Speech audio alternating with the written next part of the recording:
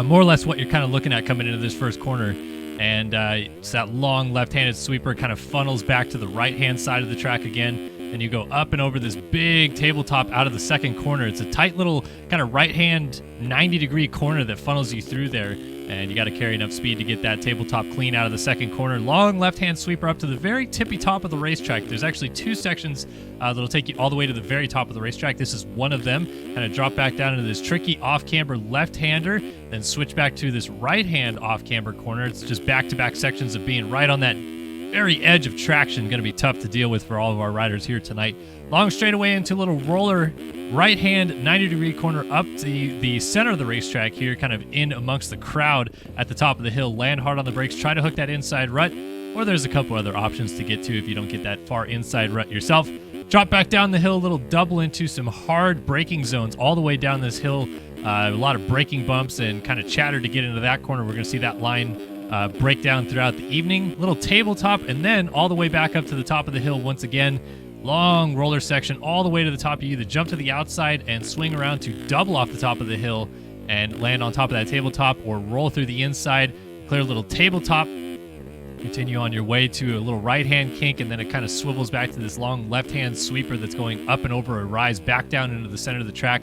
Another right-hand sweeper down off of this little double plateau step down, and then a nice long right-hander through here. Going to carry you up to the far end of the circuit once again, this big floater double to the back. And as a reminder, this is the 2021 layout of the racetrack, so it's actually not going to go to that new section we saw on the weekend. It's going to switch back on a left-hand 180. Got this triple and then some rollers into this corner. Real technical section. A lot of guys complaining about having trouble with that section coming in through qualifying here earlier today.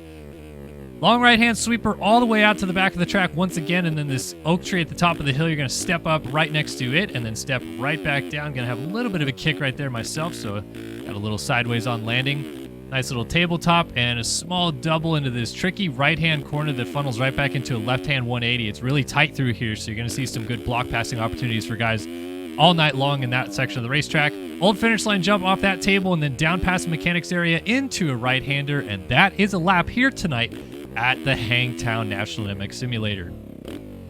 Well, again, we're so excited to have you guys with us for all 12 rounds of the AMA Esport Motocross Championship in MX Simulator. My name is Kellen Brower, of course, bringing you guys the action. We're excited to have you guys not only watching on Start Your Systems, but also in it Esports on Twitch and ESTV, wherever you are watching in the world. Welcome to MX Simulator. This is a simulation-based motocross game released in 2008, and we've actually been at it for this series for many, many years. So if you weren't with us for the opening round last week, we'll try to fill you in as much as we can here tonight on kind of what this game is about, how you play it, and maybe how you get involved in the series as well, so you can try to download it yourself and try to make it into the final rounds of this championship. But I will promise you, if you try to play it yourself right now and you've never played it before, it is a very, very challenging game. So again, I will try to walk you guys through as much as I can here tonight. But before we do that, of course, we have to talk about qualifying and how these guys qualified for tonight's MX Simulator National at Hangtown. And it looks like the man who won last week has gone right to the top of the timesheets again. Payson Johnson, fastest qualifier here tonight at a 2:09.609. Alexis Leclerc at a 2:10.2. Tyler Lang at a 2:12.3. So you can see that disparity of the top group right there. Almost 3 seconds in it between first to third right there. Then you have a 2:12.4 out of Bryce Whelan. Kevin Frizek at a 2:12.8. And that rounds out your top five. As we go down the order just a little bit further, you can see a lot of runners in here. And we go all the way down to 36th place. Chris Post at a 2:17.9. That is going to be your last qualifier here tonight for the show. So Post there at a 2:17.9 has made it into the motos for the 450 class. Everybody behind him, 37, Tanner Rogers and down, is actually going to a consolation race, which you will see coming up in just a moment. But you can see from 37 back to, looks like 56th place ran a lap time. So I have about 20 people in that consolation race. We'll explain what that is in a moment. If we move to the 250 motocross class, it was Nathan Prin who actually went fastest this week, the fast Frenchman, on a 2:14.617, just by a nose, edging out Max Chwalik at a 2:14.625. Logan Leitzel also at the 2:14.6 range. He lays down a 2:14.640 for his lap time here tonight. Jaden Wilson, Johan Bordeaux rounding out your top five. And the same story in this 250 division, that 36th place of Brett Powers at a 2:19.250, just enough to make it into the motos. And Connor Lynn's on backwards is going to those Constellation races. As we mentioned, it looks like about 30 riders will be in that 250 Constellation race. So that is very interesting indeed. If we take a look at our standings, though, this is pretty much what happened last week at Fox Raceway. Logan Leitzel, I should say your winner at Fox Raceway, 47 points for him, 45 points for Jaden Wilson. And then a huge gap, as you guys may remember, the overall scores are all over the board. Last week, Seth Carr went 313 for third overall, and you can see that points gap between our two leaders down to third. Already a massive 19-point difference between Leitzel to Carr, 17 points, of course, between Wilson and Carr, and then you got Matherly and Wofford rounding out the top 5, and it's kind of anybody's game beyond that. You can see down from 4th to 12th, basically 8 riders within 9 points of each other, 8 points of each other, so it's definitely very close right there. Going to be fun to watch this 250 motocross class here tonight. In our 450 division, though, Payson Johnson was the man to beat last week at Fox Raceway. Alexis Leclerc did sneak in that second moto victory, but Johnson with the overall going 1-2 on the day to get that 47 points in his favor. So he is your championship leader. He will have the red backgrounds on that number 51 machine here tonight. And then Leclerc, Haley, Hubbard, Lang rounded out your top 5. So Lang, your defending champion in this 250 division, or in this 450 division, I should say. He just did not have a very good opening round. We're looking for him on that number 1 machine to bounce back this week. All right, let's go ahead and jump into the race server and get things rolling here shortly. It looks like we're getting loaded in. Looks like they are getting the Consolation Races loaded in. Actually, it looks like 250 Consolation Race is already getting set up and ready to go. So I'll make sure I get the graphic here up on the screen. No problem. There we are, 250 Consi, and we might be joining these guys in a little bit late, but yeah, we'll see how it goes. And I do notice you guys are saying that the stream is laggy. I apologize for that. We are, like I said, streaming to multiple platforms. If you guys would like to, anybody watching at Start Your Systems, please also head over to Init Esports on Twitch. It might be a little bit better there. If you guys are still having problems with that lag, again, I apologize. I'm not sure what on our end on the YouTube side of it is quite causing that lag, but if you would like to head over to Init Esports on Twitch, it's also there. Might be a little bit easier for you guys to see what's going on over there. But yeah, it looks like the 250 Constellation Race is out and going. I'm not sure if this is quite the start of the race just yet, but we'll jump on board and see what's going on. As again, these guys are trying to fight for 4 spots into the motos here tonight. So as mentioned, 36 riders have already qualified through into the motos, and everybody in this race is trying to fill up the final 4 spots to make a 40-rider 2-moto format, 30-minute plus 2 laps of moto racing here tonight. And again, as we go on, we'll kind of explain as much as we can as we go through it what exactly the 2-moto format is, and why that counts for overalls, and how the points are tallied up, and what exactly this Constellation Race has anything to do with it. But again, for simplicity's sake, what you're looking at right now is riders simply just trying to qualify into a situation where they could race for points a little bit later on here today. If you're new to motocross racing in general, and especially if you're new to the AMA Esport Motocross Championship here in MX Simulator, this is a 40-rider 2-man moto format, and this Constellation Race is going to fill out our 40-rider field with these final 4 riders going for 4 laps to try to qualify into these positions. So Nick Niles on the Cyber Designs 713 is our leader. Hayden Stevenson on the Pro Line Designs number 312 in second. Tyler Blowers in third, and Evan Holt rounds out our top 4 positions, at least for the time being. So we'll continue to monitor it. See if anybody can close up Phil Bull on the C4 DMX 228 machine back here. Phil Bull, a former podium finisher in the 250 Motocross Series. It's like he's actually going to move up to third as a couple riders were down. So Phil Bull now shoots into third place behind Stevenson, and now Blowers has gone to the race lead. So Tyler Blowers out front on the 746. Hayden Stevenson there in second position. With Phil Bull third, Evan Holt now in fourth. And then a treasure trove of riders behind that. Tyler Moore, Christopher McPherson Jr., Alex Kerr, Tyson Johnson, Benjamin Miljkovic, Nick Niles, Will Clark, all on their way through here.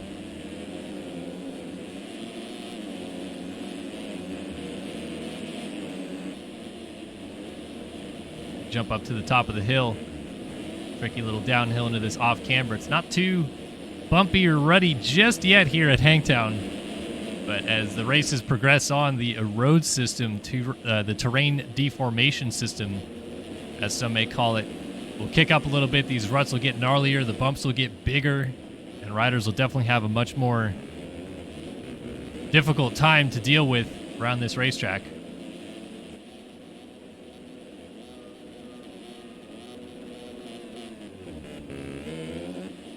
So Tyler Blowers out front. Hayden Stevenson in second. They drop down the hill.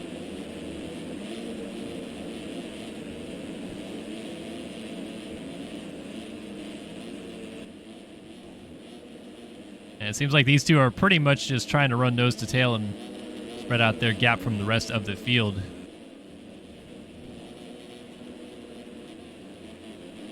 Hard on the brakes there. Stevenson coming into the corner and out. Oh, little kick through there.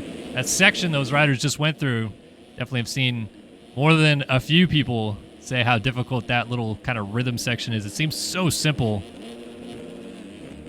kind of hopping through right there.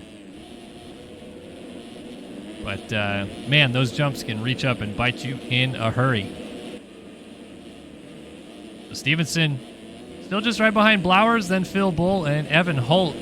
And this is really, it seems where the battle is. Look at this. We got 6, 7 riders in the corner all at once. Miljkovic is in 5th, and we're looking at Tyler Moore here in 6th position. You got Alex Kerr, Tyson Johnson, Alex Zellner, Brandon Nygren, Christopher McPherson.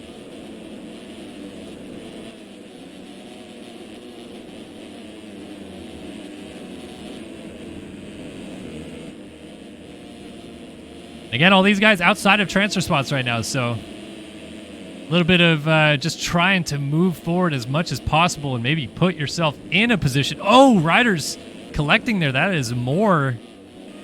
And Christopher McPherson Jr. just getting going as well. Alex Kerr was the rider down, and it looks like Alex Kerr has elected to DNF this race.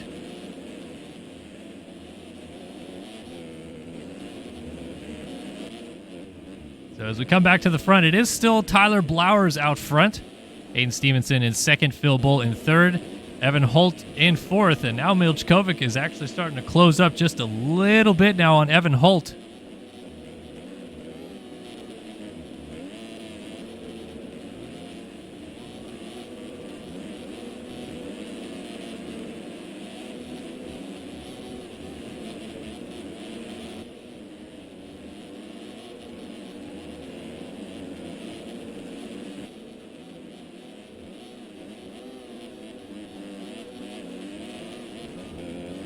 Miljkovic just trying to hold steady and keep Holt as close as possible.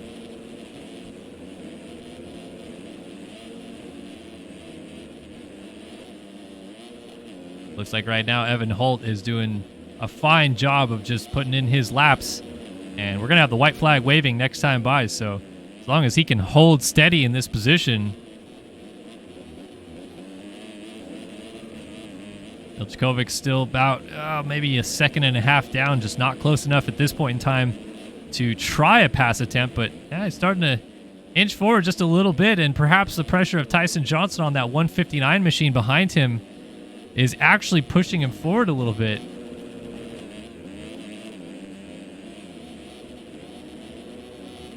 Oh, and Miljkovic over the bars on the step down.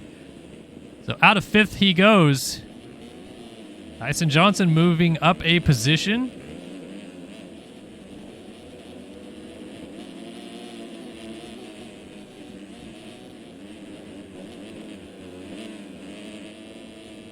And the white flag is out as mentioned, so here we go. Evan Holt versus Tyson Johnson for the final transfer spot to the motos.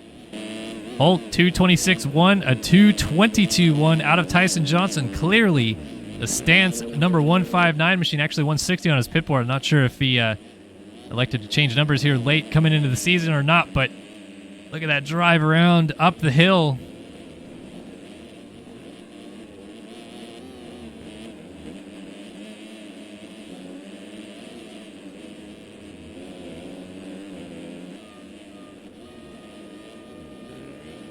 Johnson definitely starting to close up on Holt here, and this is going to be a terrific battle for this final transfer spot. Oh, a little mistake. Front end sliding out of that corner for Payson Johnson, and he is losing a little bit more ground. Half a lap left at this point in the racetrack.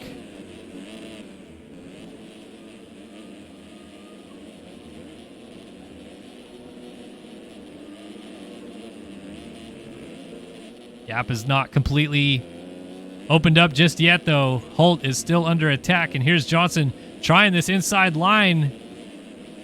Oh, it's close, but just not enough, and Holt goes outside. Johnson squares back off to the inside. They're nearly side by side through this corner. Now Johnson's going to go to this far inside rut to try to get a nose on him.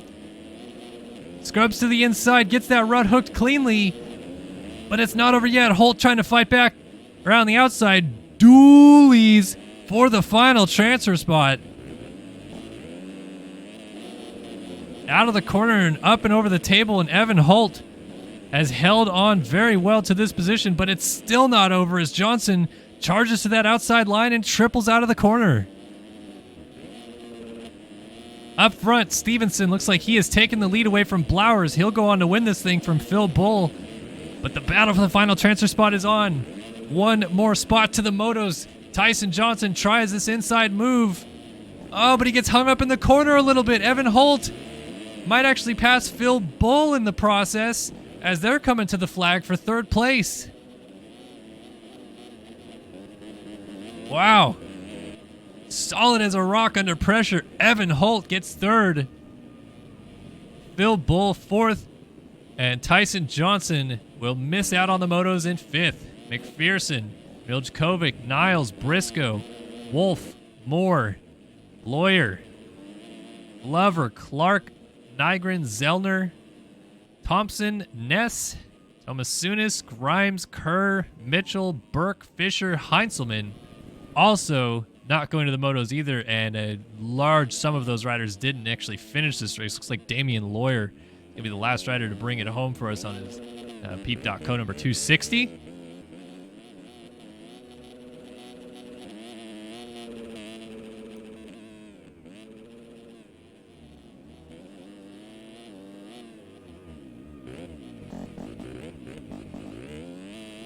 The Lawyer will bring us home, and then we will take a look at the penalties and see whether or not Phil Bull is going to make it through.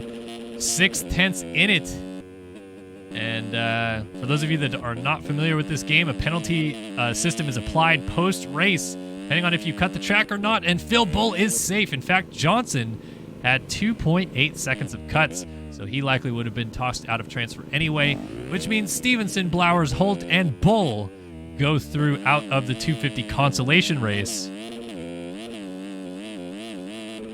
And all the other runners are headed home for the evening. Nicely done by Hayden Stevenson there to get it done.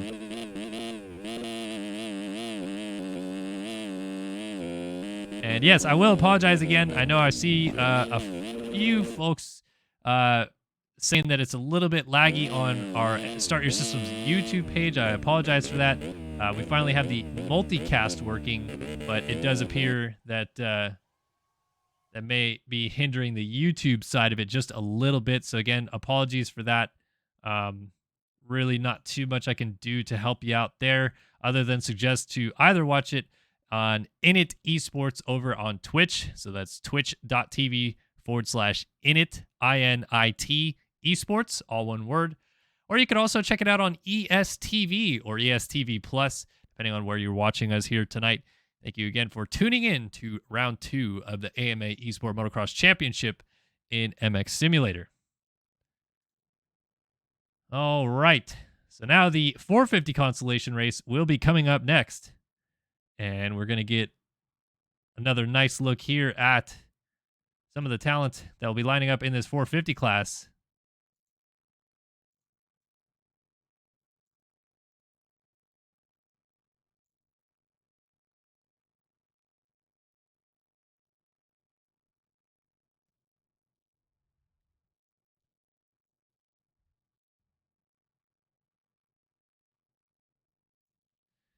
As we get loaded back in, there's a nice bird's eye view here of the racetrack here at Hangtown. You can see how kind of technical the track is. A lot of different interesting sections, some tight, some fast and wide open sections. And you can see from this angle as well just how many ruts are strewn across this racetrack, making it even more challenging for riders to navigate.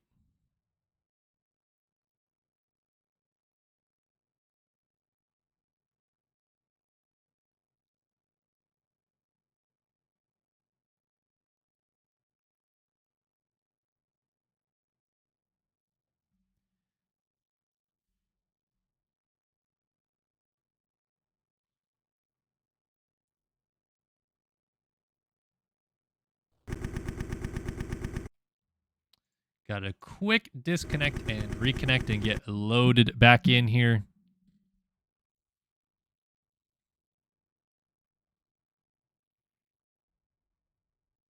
And we'll see probably about 20 or so riders lined up for this 450 Constellation Race.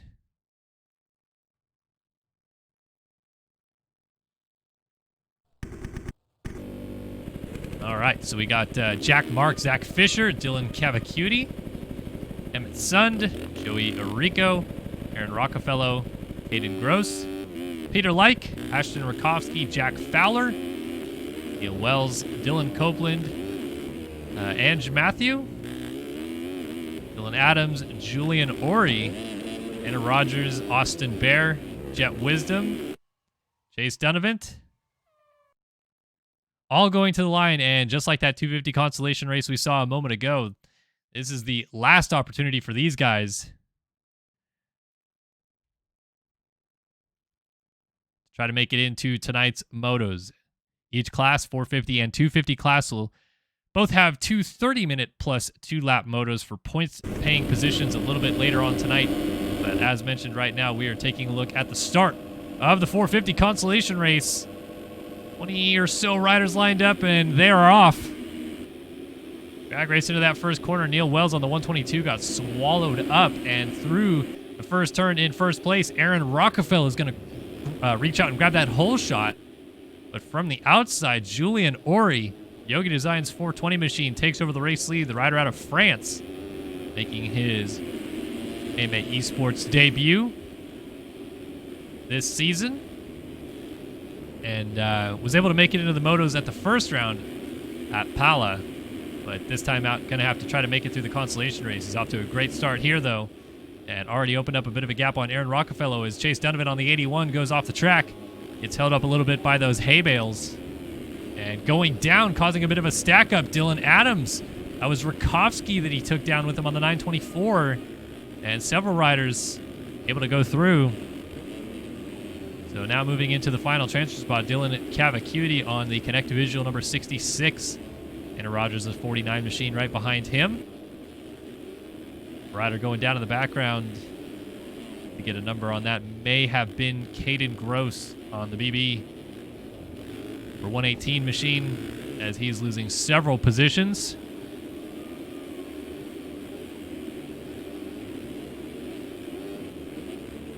Oh, and down off the inside. That's Jet Wisdom on that 760 Motorsports backed by UND number 403.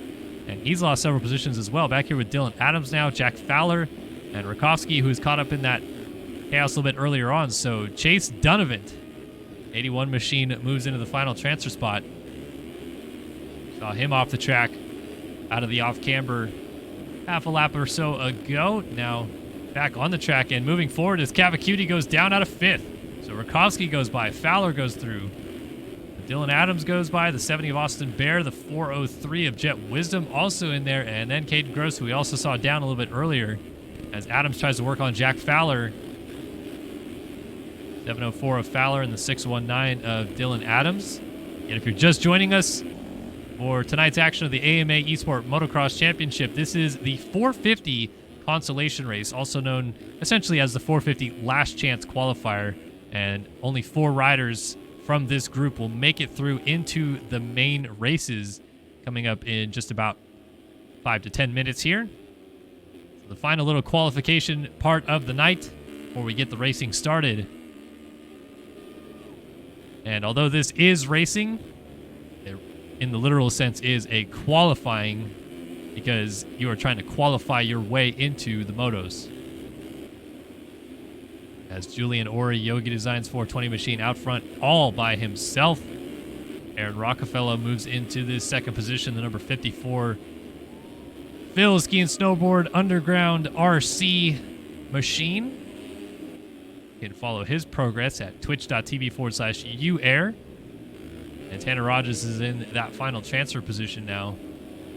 Or excuse me, in third place. The final transfer spot, of course, still to Chase Donovan. And it looks like the front four riders are a little bit of a gap now on the rest of the field.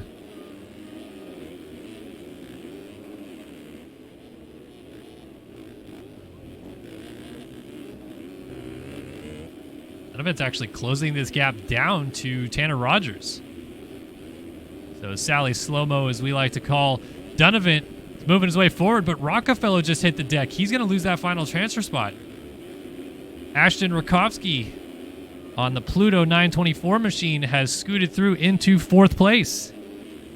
So a bit of a late change here, or I guess it's not quite a late change, or not yet halfway through this one. It's a 4-lap race, still on lap 2, but Rakowski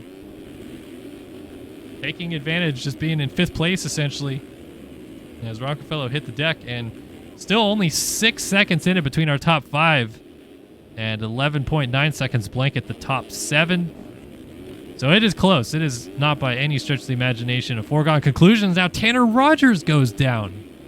He was in third, and he is going to go back to fifth place.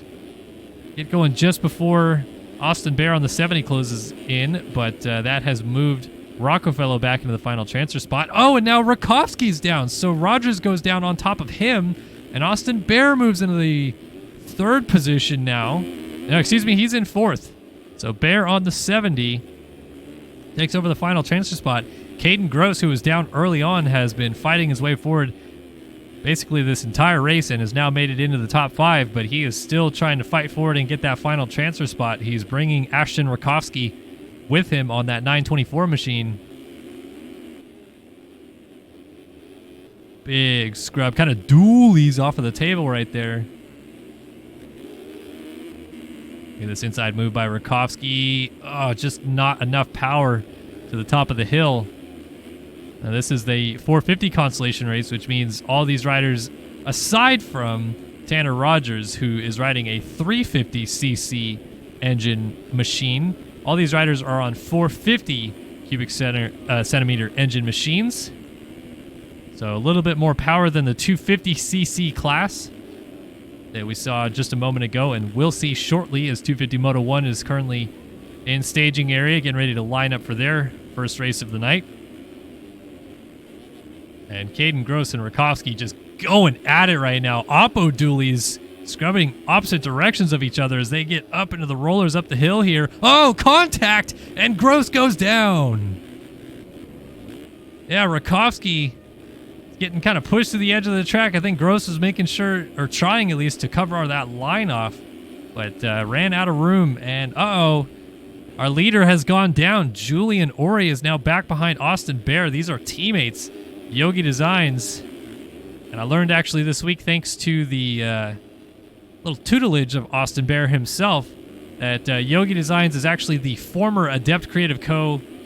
team. So Yogi Designs now, which is also the same program that our 250 championship leader Logan Leitzel rides for, is essentially what remains of the Adept Creative Co. team that we saw in Moto Option Supercross just over a month ago. And man, oh man, these guys are absolutely battling. They are all still in transfer positions, as our leader now, Chase Donovan, has pulled out a massive gap as he's going to take the white flag with some serious time in hand to control at the front of the field here. The teammates in second and third of Julian Ori and Austin Bear, and then Rakowski has now moved back into a transfer spot. He is now in fourth place.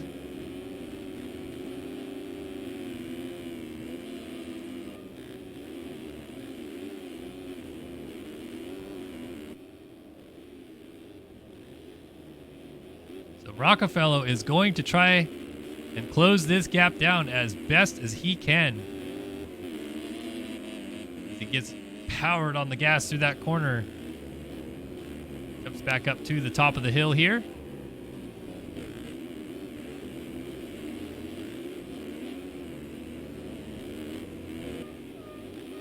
Ryder going down in the background. And Rockefeller and Tanner Rogers, man, they are running out of time. Trying to close this gap down.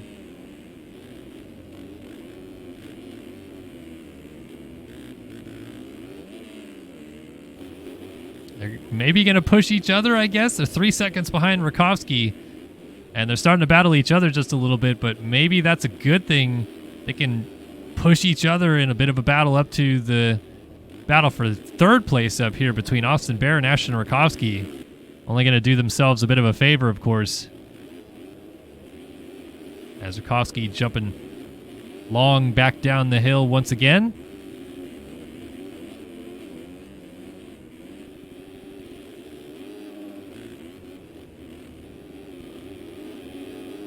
Rakowski just carrying so much speed through that corner.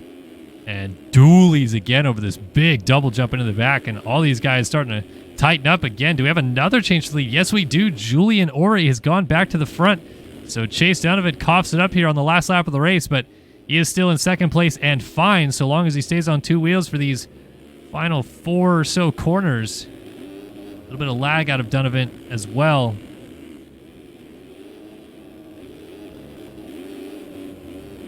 They drop back down the hill one more time. Rakowski's going for the move on Bear, and he will get it. Meanwhile, final straightaway, Julian Ori coughed up the lead a little bit halfway through this, but takes the win in the Constellation Race. Chase Donovan will wrap this thing up in second. Rakowski and Bear nearly come to blows at the line. They will get third and fourth, which means they are through and safe to the motos as well. They will, of course, go to the gate with the gate selections 37 through 40, though, will those 4 riders. Tanner Rogers, Jack Fowler, Aaron Rockefeller, Neil Wells, Zach Fisher, Ange Matthew, Peter Like, Dylan Copeland, Caden Gross, Joey Arico, Dylan Adams, Dylan Cavacuti, Jet Wisdom, Emmett Sund, Jack Mark. All the riders that did not make it through here. As we wait for those penalties to officially be applied, looks like the last rider still circulating will be Dylan Copeland, as Ange Matthew and Peter Like have a bit of a friendly banter with each other here.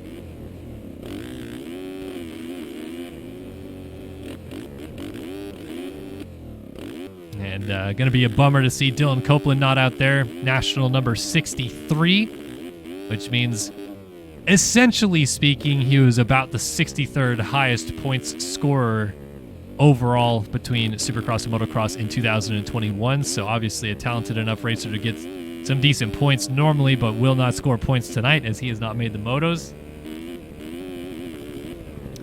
So there we go. The penalties have been applied, and our top 4 will remain the same as Julian Ori wins the Constellation Race and sets himself up very well for the motos a little bit later on. Speaking of which, 250 Moto One coming up next. Let's get our timers set up and ready to go.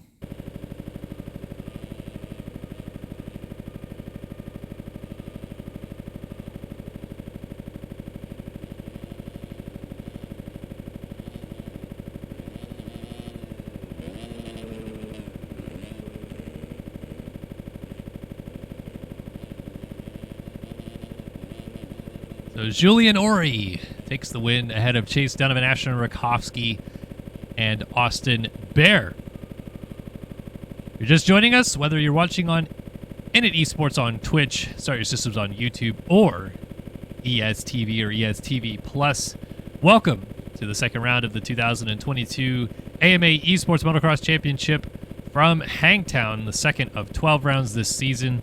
My name is Kellen Brower in the booth, bringing you guys the action not only tonight, but all season long. And we hope that you join us throughout the season as we travel across the United States to many different locations and some of the best motocross tracks in the world, of course, in virtual form. and see some of the best MX Simulator racers in the world compete against each other in this fantastic 12-round championship that dates all the way back to 2011 when we got started. Back then, when there was only the 250cc class, actually, when things got going for the first edition of the Race Factory Gaming National Championship. It has gone through many iterations and many different title sponsors and names and stuff over the years. But we were so excited and thrilled to be the 2022 AMA Esport Motocross Championship this time around, as Race Factory Gaming and Init Esports come together to create this fantastic championship. If you'd like more information about this series, please be sure to visit initesports.gg. That is INITESPORTS.gg. Or you can also go to racefactorygaming.com. That is all one word, racefactorygaming.com. And beyond just the pro championship, there are many amateur championships that you can compete in as well if you're not quite up to snuff to compete at the highest level in this game just yet. But that is also where you'll be able to sign up and see your qualifying times and so on and so forth for this competition. If you're interested in the game at all, definitely would recommend checking the game out. It is at mxsimulator.com. Definitely the .com version of MX Simulator is where you want to go. And you can also try a demo version of the game, though I will say the demo version of the game is as baseline as you can get of MX Simulator. It is basically the stock models and the stock tracks in the game, and you're only going to get 2 of them, so you really don't get a full feel for the game, as it is very heavily community-based. A lot of what you see, not only tonight, but all season long, is community-created and community-driven. Many very talented track creators, designers, modelers, skinners, and so on and so forth that have come together to not only make this game look as incredible as it does, but also make an awesome community for us to host these races every year and have some fantastic racing and championships to go along with it. So big shout out, of course, to those type of people and everything that they've done to not only grow the game, but to keep the game where it is as well, keep it at this high level, and give us the opportunity to have an eSport championship in MX Simulator. All right, so 250 Moto number 1 is lining up right now. These riders will be going 30 minutes plus 2 laps, and the top 20 riders will be scoring points towards the championship. First place will pick up 25 points, second place 22, third place 20, with fourth place getting 18 and fifth place getting 16, and then beyond that, fifth all the way down to 20th, 1 point back each time. So fifth, of course, 15 points. Or sixth, gets 15 points. Seventh gets 14, and so on and so forth. You get the gist of it. All the way down to 20th place that gets 1 single point. At the end of the night, we'll tally up the 2 moto scores because we're about to watch 250 Moto 1. 450 Moto 1 will follow that. Then 250 Moto 2. So the same class we are about to watch will race twice. We'll tally up those scores at the end of the night to give you an overall winner for the Hangtown National and MX Simulator. And, of course, that person will have scored the most points for this round, which gives them a pretty good likelihood that they'll be in the midst of the championship fight after 2 rounds, unless there's someone that completely missed the opening round. But it could be someone like a Logan Leitzel or Jaden Wilson, who, quite frankly, dominated the opening round between the 2 of them. We'll see if they can continue that trend tonight, or will somebody else step up? We saw Nathan Prin, the fast Frenchman, qualify fastest here tonight, as he tries to turn his season around just a little bit. Looks like we are just about loaded in. There we go. This track is a little bit intensive here tonight on the old PCs. I think a lot of people are actually taking a little bit longer to get loaded in and get settled and so on and so forth.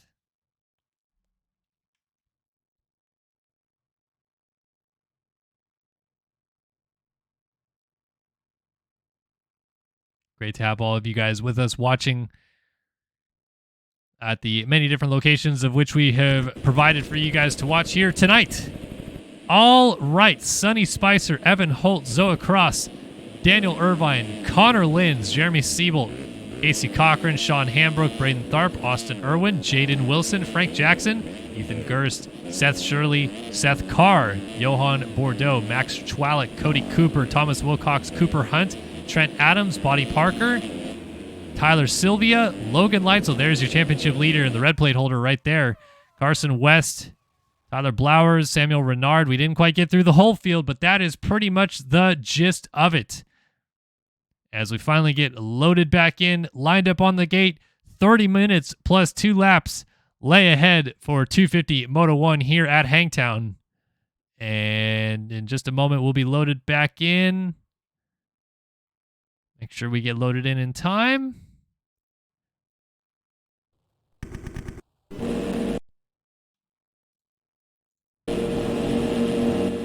Alrighty, folks, here we go. Who's going to get that all-important hole shot? We'll take a look at Jeremy Siebold in the middle of the gate here as we are off and running 250 Moto One at Hangtown, and Siebold's got a good start, but he's going to get plowed from the inside. Several riders coming together. Nathan Prynne picks up the Studio 8 hole shot award, and this is huge for the Frenchman who had 2 dreadful starts last week at Pala.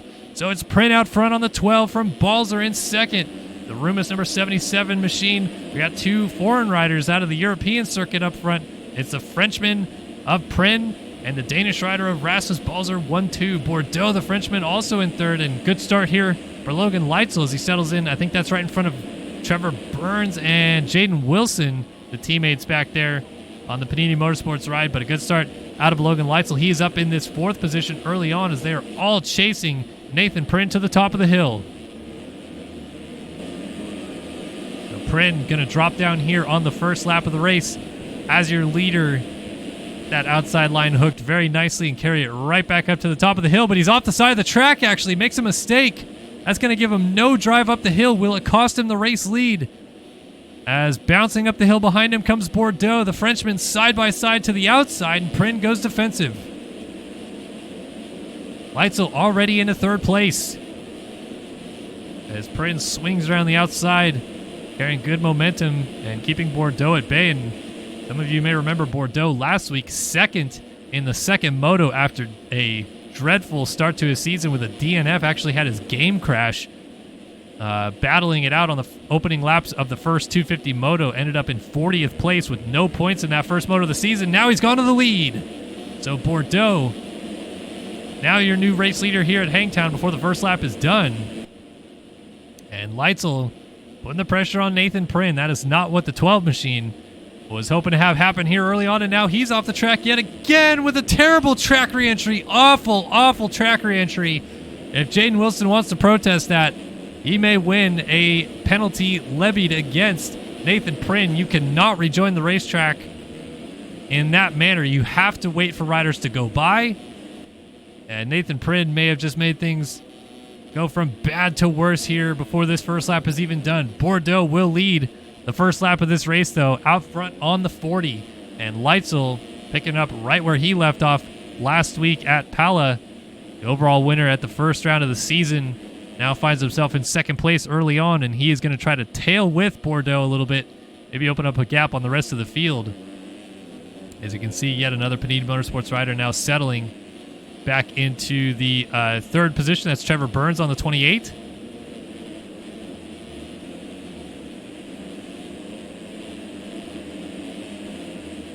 So Leitzel carrying some momentum through the off-camber around the outside. Let's go on board the championship leader. I'll show you guys around this racetrack a little bit, on-board perspective, if you haven't been with us through the start of this broadcast. So jumping up to the top, Leitzel kind of hooking that middle rut, dropping back down.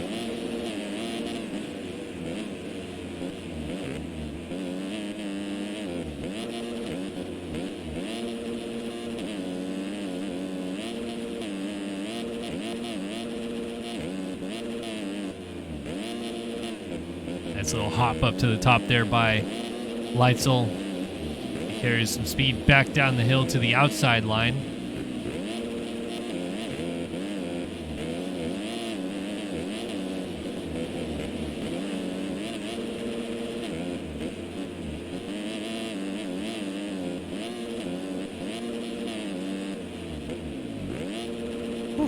Big old scrub there for Leitzel.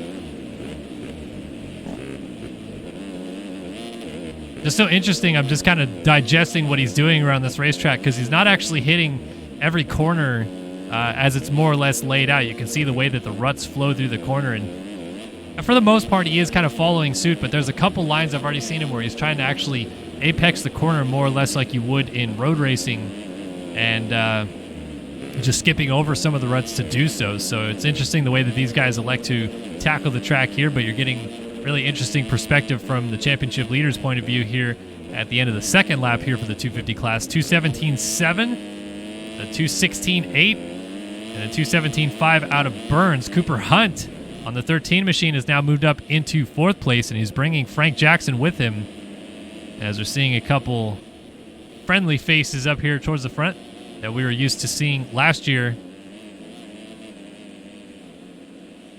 Max Chwalik back here in 6th. Tyler Blowers out of the LCQ in 7th. Jack Gatland in 8th. Jeremy Siebold on the 18 machine in 9th. And Cody Cooper rounds out our top 10. But man, oh man, this is some frantic action back here as Siebold tries to go up the inside on the 50 machine of Jack Gatland, but can't quite get a nose in there yet.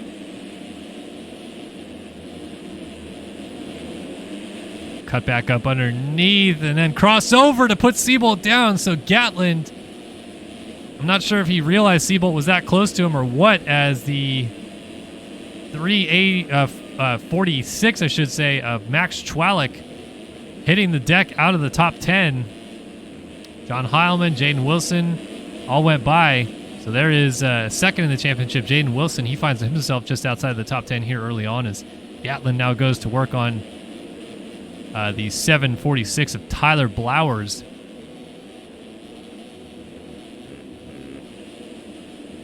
Blowers with the defensive inside move. Gatland swings to the outside and then outside again and makes it work. What a move by Jack Gatland.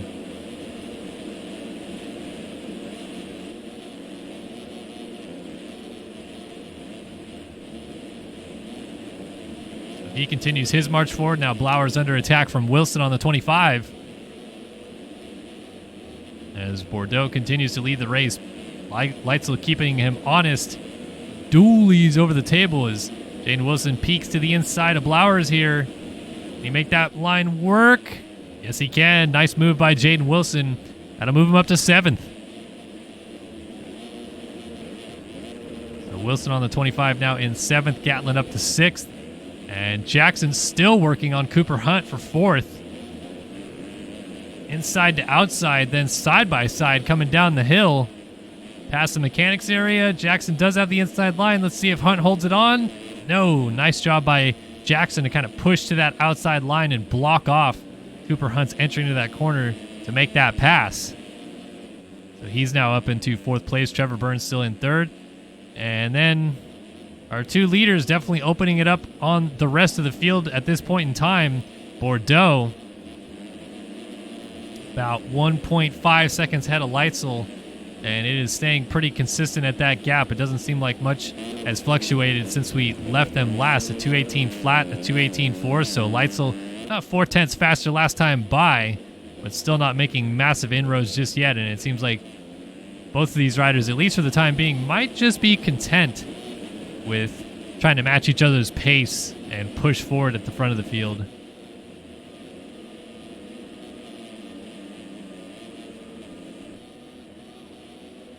Try to get a reading on where Nathan Prynne is when we get a chance. Fastest qualifier tonight and whole shot winner, but boy, oh boy, talk about a nightmare first lap for the 12. After leading, then went off the track twice. Tried to rejoin, and he is now in 14th, so not all terrible as he's in the points, but just like last week, again, having to try to fight forward and get into the top 5 when he definitely set himself up very well for a chance to win this moto off the start, and it went from bad to worse in a hurry on that first lap.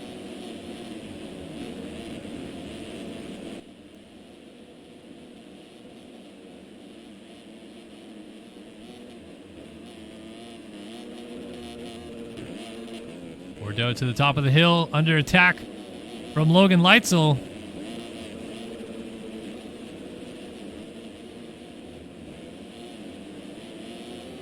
Leitzel going to try outside to in, doesn't quite get close enough just yet.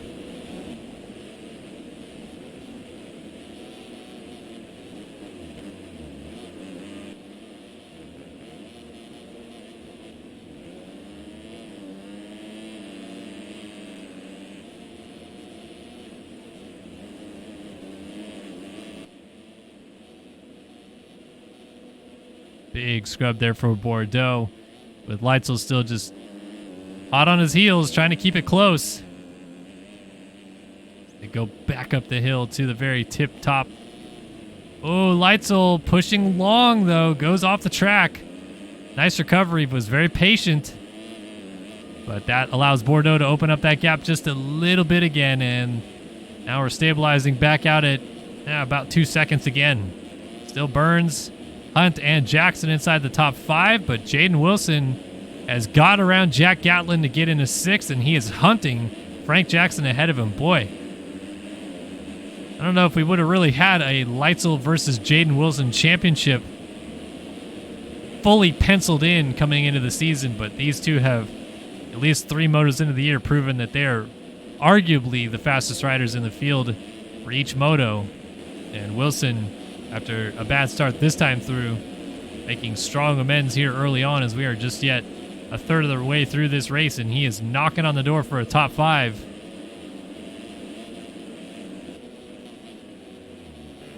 Look at that, staying even a little bit lower on the uphill rollers because he's electing to just kind of hit them like they're a whoop section. Keeping that rear end planted, getting a little bit more forward drive, while other riders, it's pretty typical to kind of double all the way up the hill like that.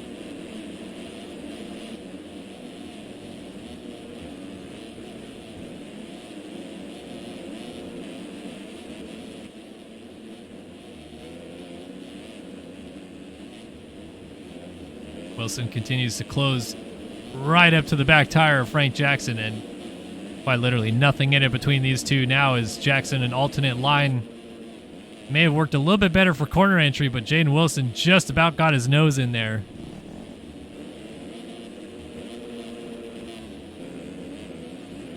Many different line options as Wilson gonna pull up alongside, goes for the scrub, is going to push to the outside, try to make this outside line work.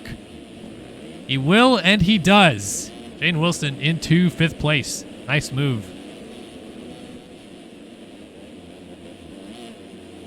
So next up for him will be Cooper Hunt, Braxton Worldwide number 13, and Hunt, an outdoor contender last year when his then teammate Payson Johnson and him were pretty much the 2 closest parties on the racetrack. Now Hunt took a little hiatus from racing in MX Simulator, has come back for the AMA Esport Motocross Championship this year, but for his sake, just trying to get back into the swing of things a little bit. I don't think he's ready and fully in it just yet to start fighting for race victories like he was towards the end of last year, but he will certainly get there, no question about it. He has the talent to do so. Well, as Logan Leitzel pushes a little bit at the bottom of the hill and runs wide. So Leitzel on the 16 Yogi machine.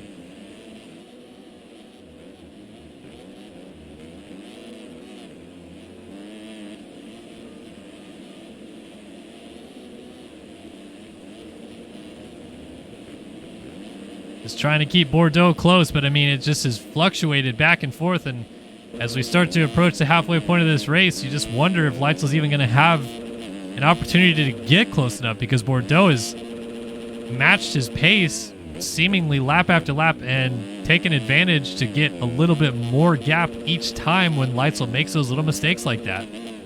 So for the time being, Bordeaux is just hitting his marks, putting the laps in, and kind of making it look a little bit easy, while Leitzel continues to make those small mistakes. 220.6 to 219.4. So obviously when Leitzel's on it, he has the pace to just go a little bit faster than him, but it's stuff like that. Again, another little kick coming through that corner, lands in the hay bales. So it went from a 2.7 gap to a 3.6 gap, and it's all just these tiny little mistakes. It's nothing more than that. Now, the caveat to that, of course, if you've never watched MX Simulator Professional Racing before, is it is pretty commonplace to have fall-off crashes or legs-off crashes, many different iterations of the way you say it. At some point during the race, not every single person can do 30 minutes plus 2 laps without at least one crash in the game. And in that case, usually what ends up happening, your legs will fall off the motorcycle, but not your hands. Your hands will always remain stationary on the bike.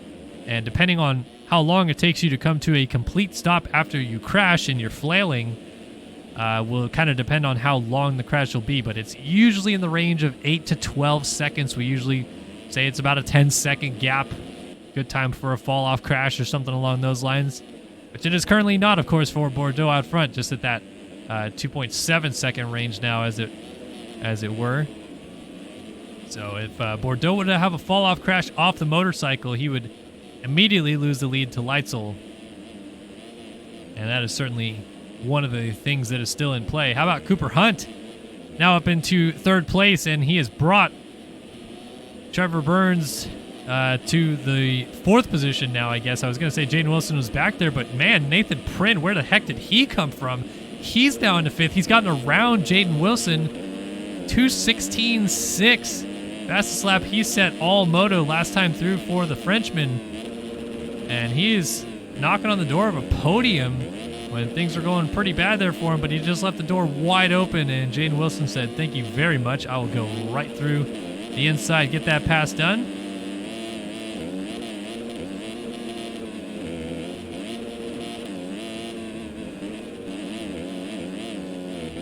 Uh-oh, battle for third happening ahead of us, though.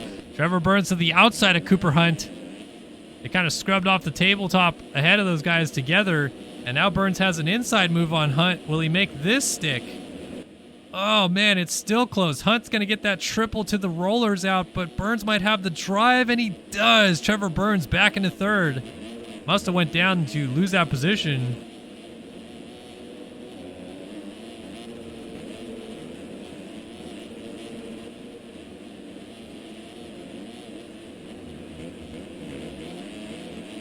So Burns back to third. Hunt now in fourth. Wilson got back around Prynn to get into fifth. But this little four-rider pack is probably the best thing to watch right now, because they are just about nose to tail in a battle for third. You can see that rut coming through the first corner, though, and how much it is developed.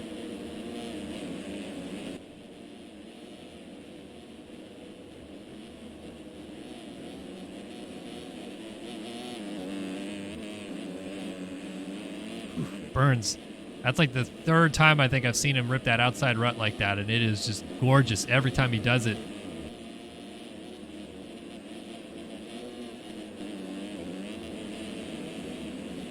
Now trying to get on that back tire and pull a little bit of a gap on Cooper Hunt, and quite honestly, he's doing a pretty good job of it. Hunt not close. Oh, battle for the lead starting to go off. Bordeaux has slowly been losing that grasp on it, and here comes Logan Leitzel. Right on cue, just past the halfway point of this moto. Leitzel has come to life. And we have a battle for the lead at Hangtown. Now the question is, where will Leitzel try? Might be trying to right here. Look at this. Inside move, but just funnels into that rut behind him now. Bordeaux, a little bit of a mistake. Doesn't get the drive up this hill. Leitzel just laying it over huge, trying to force this outside line to make it work. Oh, they scrub back across each other. Leitzel again to the outside. But Bordeaux in that inside, oh man, it just works so well. And then Leitzel into the hay bales. I mean, credit to Leitzel where credit is due. He is trying as many different options as he can try just to see what works and what doesn't, because he's going to have to use something different to pass Bordeaux. He has been so consistent through the first half of this moto, and quite simply just can't keep waiting around really anymore, can Logan Leitzel. But he just made yet another mistake right there, and Bordeaux kind of sneaking that gap out just a little bit once again.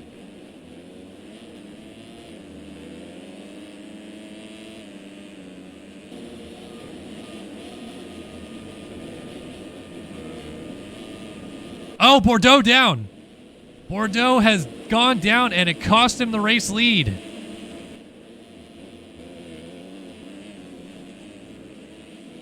And so just like that, after all of that discussion of where Leitzel is going to make the pass, how long it's going to take for him to get there, and boom, through and into the lead goes Logan Leitzel. Now Bordeaux, best he can do here is kind of respond by just doing what he's been doing this whole moto and just being consistent, and hope that those little mistakes that Leitzel had been committing kind of rears back up again a little bit as this race gets into its final third coming up here in just a moment. But Leitzel now leading this race here at Hangtown, trying for his second straight overall victory to start the year. And boy, oh boy, this would be something if Leitzel can stretch out this championship lead early on. Make it tough for everybody else to catch up because he has been flawless, it seems, through these opening 2 rounds. And once again, finds himself out front. Let's go ahead and give you guys a top 20 rundown through the points here, as we are now 20 minutes into the moto, and we get a good idea where everybody is at this stage of it. Logan Leitzel on the Yogi number 16 out in front. Johan Bordeaux, after leading for so long on his Panini Motorsports number 40, has drifted back to second. His teammate Trevor Burns on the 28 has moved into third, and Nathan Prynn has been charging this entire time on the number 12 District Designs machine. He is into fourth. Come back to that battle in just a minute. Cooper Hunt, Braxton Worldwide number 13 in fifth. Jaden Wilson, Panini Motorsports number 25 in sixth. Luke Sullivan, another Panini Motorsports number 11 machine there in seventh. Sean Hambrook for iSpec on the 976 in eighth. Frank Jackson fills Underground RC number 32 in ninth, and Max Chwalik on the 346 Braxton Worldwide Suzuki is in 10th, but he is down. John Heilman, SwapMotoLive.com number 44, is going to go by right there into 10th. Will Gers get through as well? Ethan Gers, no. Panini Motorsports number 29 now in 12th. Tyler Blowers, Verb Moto 746, 13th. Cade Matherly, number 38 on the Stance machine in 14th. Braden Tharp on CV, Connect Visual 53 in 15th. Tyler Sylvia, C4D MX. That is the number 197 machine in 16th. Trent Adams, Yogi Designs, number 43 in 17th. Seth Shirley, Boots House, number 23 in 18th. Rasmus Balzer on the 77 Rumus machine in 19th. And Jeremy Siebel on the number 18 Panini Motorsports machine rounds out the top 20 as we take you through the field here, getting a little bit later in this one. So Leitzel, Bordeaux, and now Hunt back into third. So Prynn and Wilson perhaps came together and we missed it because, yeah, they have definitely separated unless I am missing something as well. No, Hunt is third. And Prynn now drifts back to fourth. Prynn, 2:16.6 still his best. 2:28.4.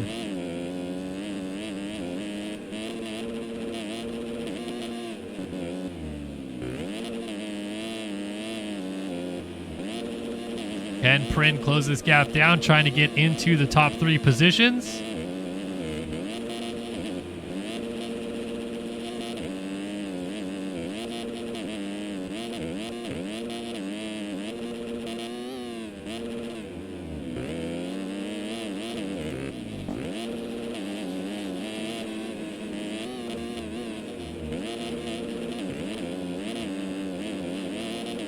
He's definitely closing that gap down. You can see he's just been hunting. Hunting Hunt. I didn't really put that together, but hey, there you go as Prynn pulls up alongside. Doolies over the big double into the back. Outside move and gets it. What a pass. Nathan Prynn on a mission. Fortunately for him, third might be the best he's got unless things really fall apart for his fellow countryman, Johan Bordeaux in second. He is 18, 19 seconds ahead of him or something along those lines. It's pretty far as Leitzel checks in out front again onto lap 11.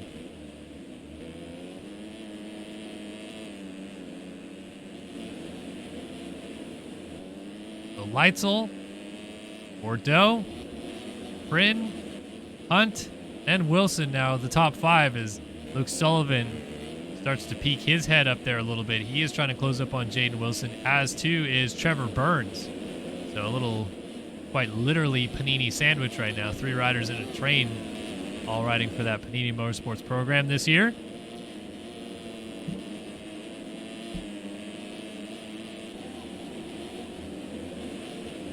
A little bit better start of his week so far for Luke Sullivan, who just did not really seem to be able to put it together in the first moto at Pala.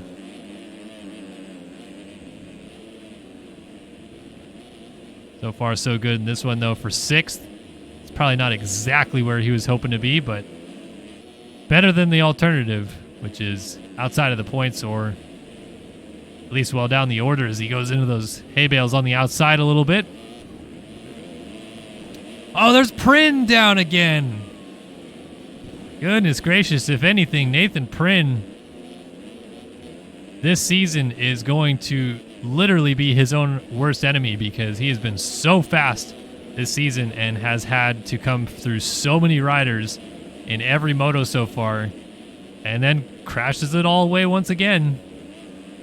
So some work left to do now for the 12 as he falls behind Sullivan, who moves to 5th, Jaden Wilson, who goes to 4th, and Hunt now back into 3rd place. So does the fast Frenchman have yet another charge in him down the stretch? Closing in on the final 5 minutes now, plus 2 laps of this moto. Nitty gritty, the track is also completely and utterly toasted by this point. By Prynne already onto the back wheel of Sullivan. The 11 and the 12 in your program books. The number 5 and 6 machines on the racetrack. Actually, now 4 and 5. I'm not sure what happened. Did we lose Jaden Wilson? Yeah, Wilson now behind them. So Wilson on the 25. More troubles for him as he goes down. Nathan Prynne now up to 5th. Sullivan 4th. And Cooper Hunt just off the distance ahead of those guys in 3rd. So we continue to watch the fight here between Sullivan and Prynne.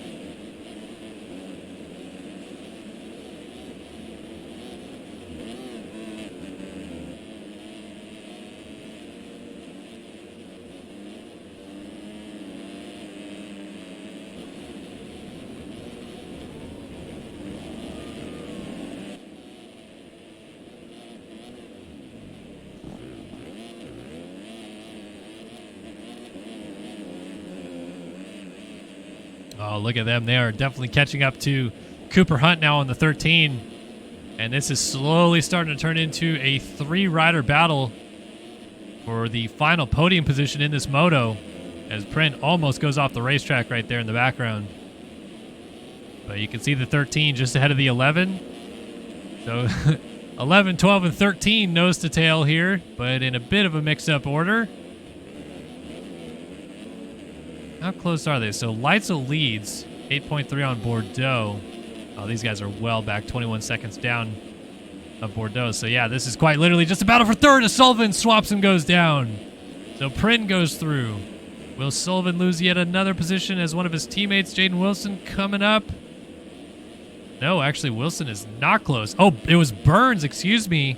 And Burns goes down just as Sullivan got going. So now Wilson's going to go back through around Trevor Burns. But it's not over yet now between the teammates.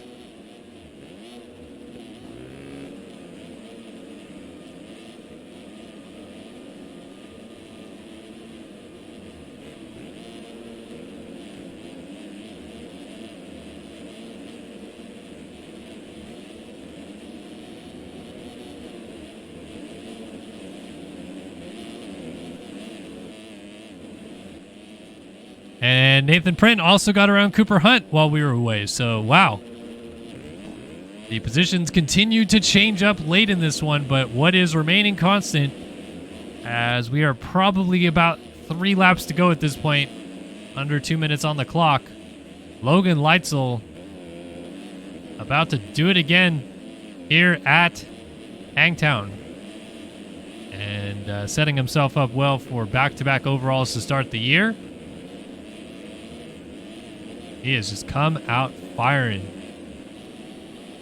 And, you know, he was pretty good in Supercross, but I just will admit that I didn't quite see this coming from a guy that wasn't really a title contender, more or less, in Supercross. He was there. He was in the mix for a little bit of it, but between his real-life forays, as he is also a professional AMA motocross and supercross athlete in real life, I think he just didn't have maybe the same level of commitment to the game as he did to what he was doing on the real racetrack, which is totally understandable and fair. But man, he has just turned it around for this outdoor championship.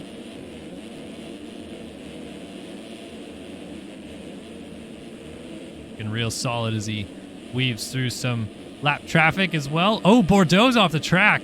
So that gap has opened up huge now. And suddenly, Luke Sullivan now back into... oh, no, excuse me. Prin did get by Bordeaux for a second. Wow, Bordeaux blew this one wide open. He had 21 seconds clear on those guys. He must have fallen off twice because that is absolutely insane. Where did Nathan Prin come from? He's 30 seconds behind Logan Leitzel, who is on his way to taking this win with ease as the clock ticks down and time is set to expire. So the 2-lap board will come out this time by for the race leader Logan Leitzel. But man, oh man, what the heck happened? Johan Bordeaux. Wonder if it's one of those cases where the track is getting rougher as the moto goes on and some of the consistent lines that Bordeaux was used to taking are just not working anymore. And there's another example of it. Coming into that corner, it's a lot more bumpy than when he was just kind of hopping to that inside and would flow through that rut. So now Sullivan could be knocking on the door for a late podium shot here.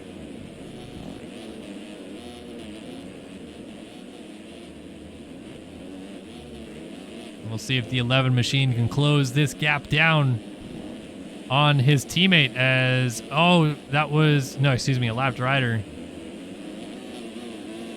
Thinking I saw Cooper Hunt down, but I forgot Cooper Hunt was not ahead of these guys. Man, look at that rut through the first turn complex now.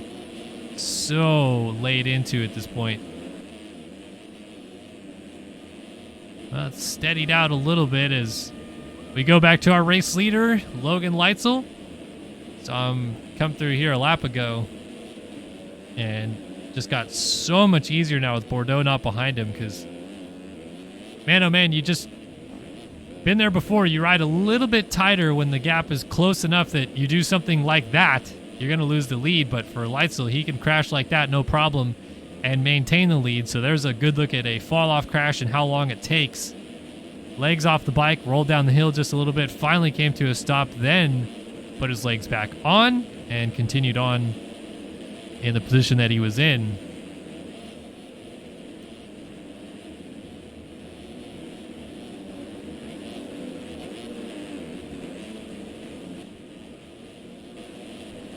So Prin now is going to watch the gap go from 30 to 20 at about that 10-second range, but poor old Nathan Prin right now, he is in quite a bit of lap traffic as well, so nothing really doing. Like I said, the white flag will wave this time by, and Leitzel's got this thing pretty much in the bag unless he really throws it away on the last lap. And Sullivan has indeed gone into third place, and Hunt up to fourth. So Bordeaux, who was leading this race for so long and then in second place for so long, has now dropped all the way back to sixth and continuing to lose time. He was only 8 seconds behind Leitzel about, what, 3 laps ago? Now he's 47 seconds behind him.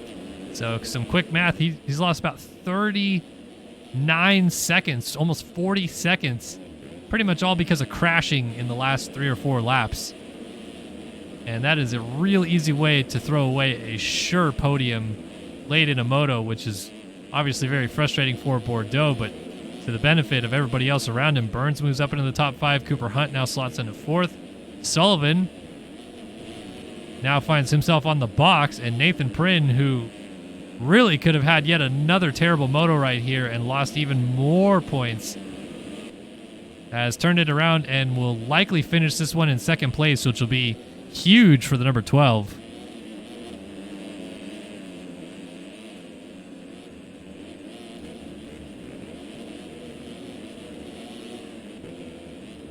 But it doesn't matter at the end of the day because every single person is still going to be losing points to this man right here, Logan Leitzel. 21-second lead, half a lap to go. And after winning the opening round at Palo a week ago, just looking at extending his championship lead right here. And this is how people get rolling too. That momentum, that confidence, you come into every moto, you feel like you can win every moto. Your starts will pick up with that as well because you'll get out of the gate a little bit better, your focus, your intensity. It just all kind of comes together, and there's not really any reason why or to explain how it happens. You just feel that groove, and the way Leitzel has looked early in this season, it seems like he has found that groove from the first gate drop of the year onward, which is pretty much how these championships are won. Kind of grab the bull by the horns and go. And Leitzel has certainly done that this season. So step up to the top here. One more time down in front of the crowd here to complete the first 250 moto. Logan Leitzel. 2 more corners to go. Lap traffic in the way. It will nicely move aside. Let Leitzel have his day in the sun. Down past the mechanics area. And here it is, folks. 250 Moto One at Hangtown goes to Logan Leitzel. For Nathan Prynne, a valiant recovery will mean a second place finish for him unless he has a late crash here. 2 corners to go.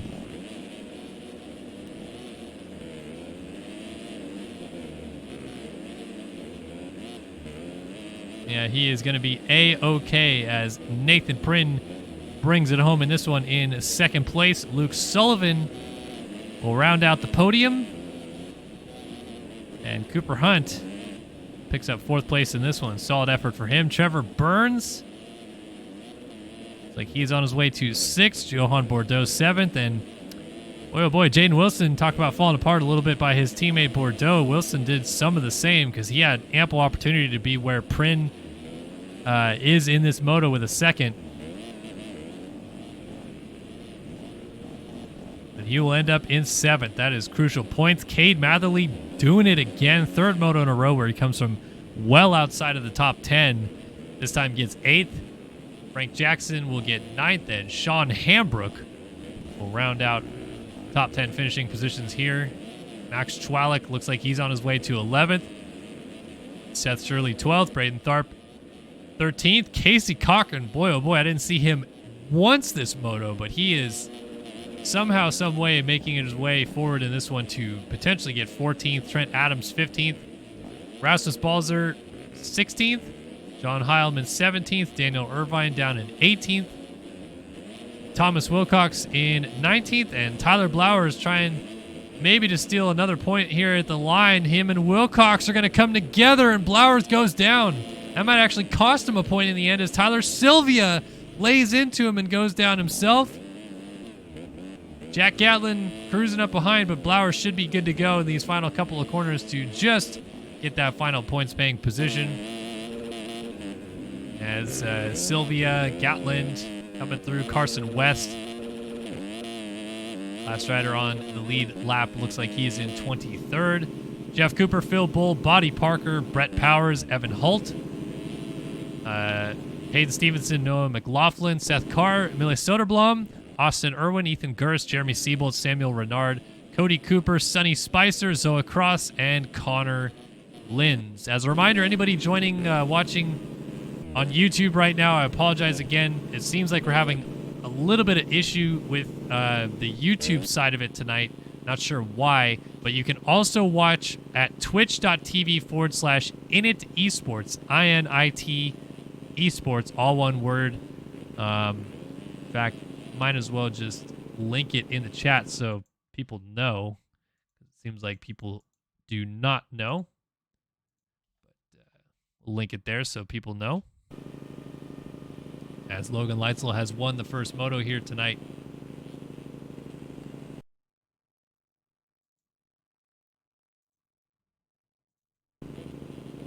And cuts are in. Take a look at the top 10 or so. Ooh, Frank Jackson moves to 8th on Cade Matherly. Sean Hambrook goes from 10th to 12th as Max Chwalik shoots into the top 10. So certainly some shuffling around there, but the rest of the field mostly stayed the same. Definitely a big mover there.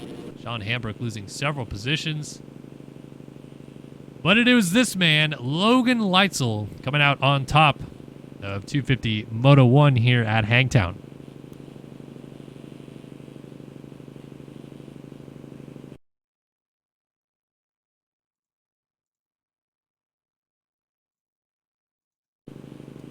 All right. One moto tonight in the books 3 more to go. 450 Moto number 1 coming up next. And we will see championship leader Payson Johnson taking on multi-time champion Alexis Leclerc and defending champion Tyler Lang.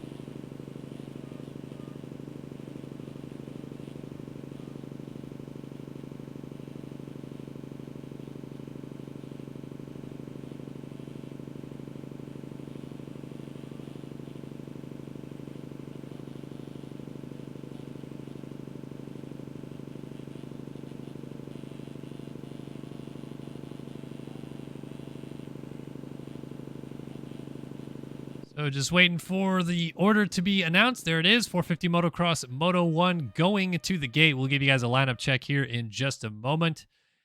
Of course, want to give a big thank you to everybody tuning in to watch here tonight. Apologies again for the YouTube feed and some of the struggles we're having there. We will upload a full playback if the YouTube feed is still a little bit wonky there. But yeah, definitely excited to see you guys here tonight on In It Esports on Twitch, as well as on ESTV and ESTV Plus. Welcome wherever you are watching tonight for round 2 of the AMA Esport Motocross Championship in MX Simulator. Again, my name is Kellen Brower, bringing you guys the action all season long. And we just watched a very exciting first 250 moto of the night. So what is in store for the 450 class? We are about to find out.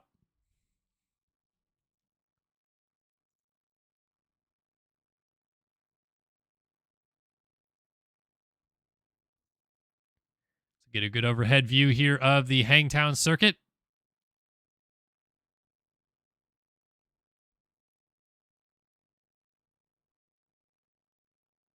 Seems like, as we predicted, a lot of the struggles tonight coming into that little 3x3 section. It's kind of about halfway up to the top right-hand corner of your screen. There's a tabletop going into more or less 6 rollers, and a lot of guys have struggled with that throughout qualifying and now into the motos. Seemingly like one of the places where passing opportunity is aplenty, especially as you go down that next straightaway, kind of into the back section of the track, carrying speed through that section. And also a couple different options coming down the downhill at the bottom right-hand corner of your screen. What you're looking at in the bottom right-hand corner is an uphill through a bunch of rollers as well. You got 1, 2, 3, 4, 5, 6, 7, 8, 9, 10 rollers up to the top of the hill. And then you turn back down the hill and kind of swivel through that little S-curve, as you can see on the right-hand side of your screen. And again, another great opportunity for passing. Seen many opportunities there tonight being taken full advantage of, and I'm sure we will see many more coming as well.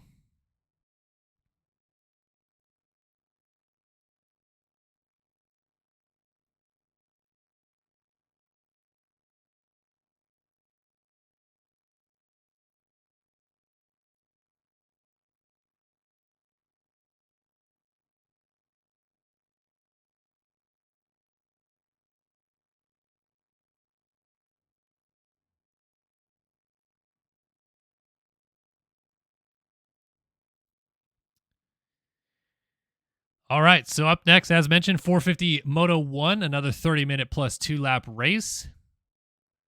And riders will be tested to the max on this racetrack.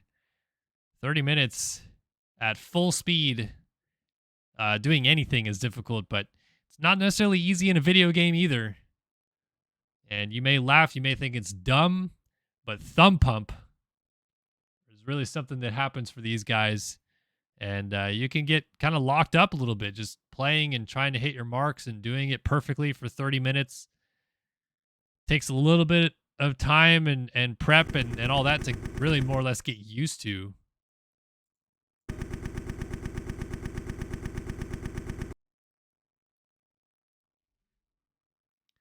All right, let's take a look at who is lined up here for 450 Moto number 1 at Hangtown. So we get loaded back in.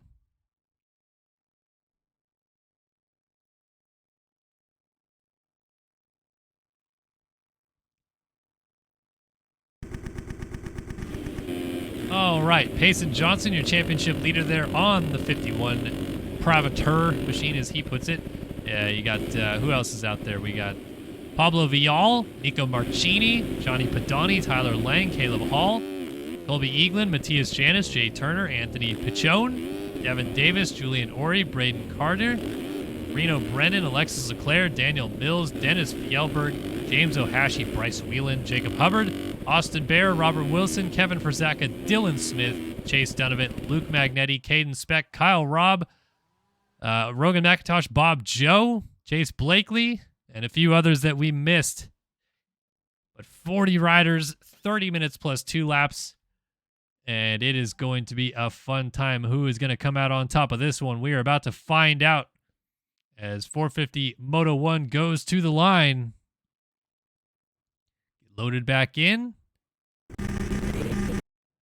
And all is good to go there. All right, who are we going to watch on the start? Maybe someone a little bit further down towards the inside. Jacob Hubbard's in a pretty good spot. Here we go. 450 Moto One is off and running at Hangtown. That's the 7 of Leclerc. No surprise there. But he pushes a little bit wide, and Bryce Whelan picks up the whole shot. Studio 8 whole shot award. Bryce Whelan, 450 Moto One.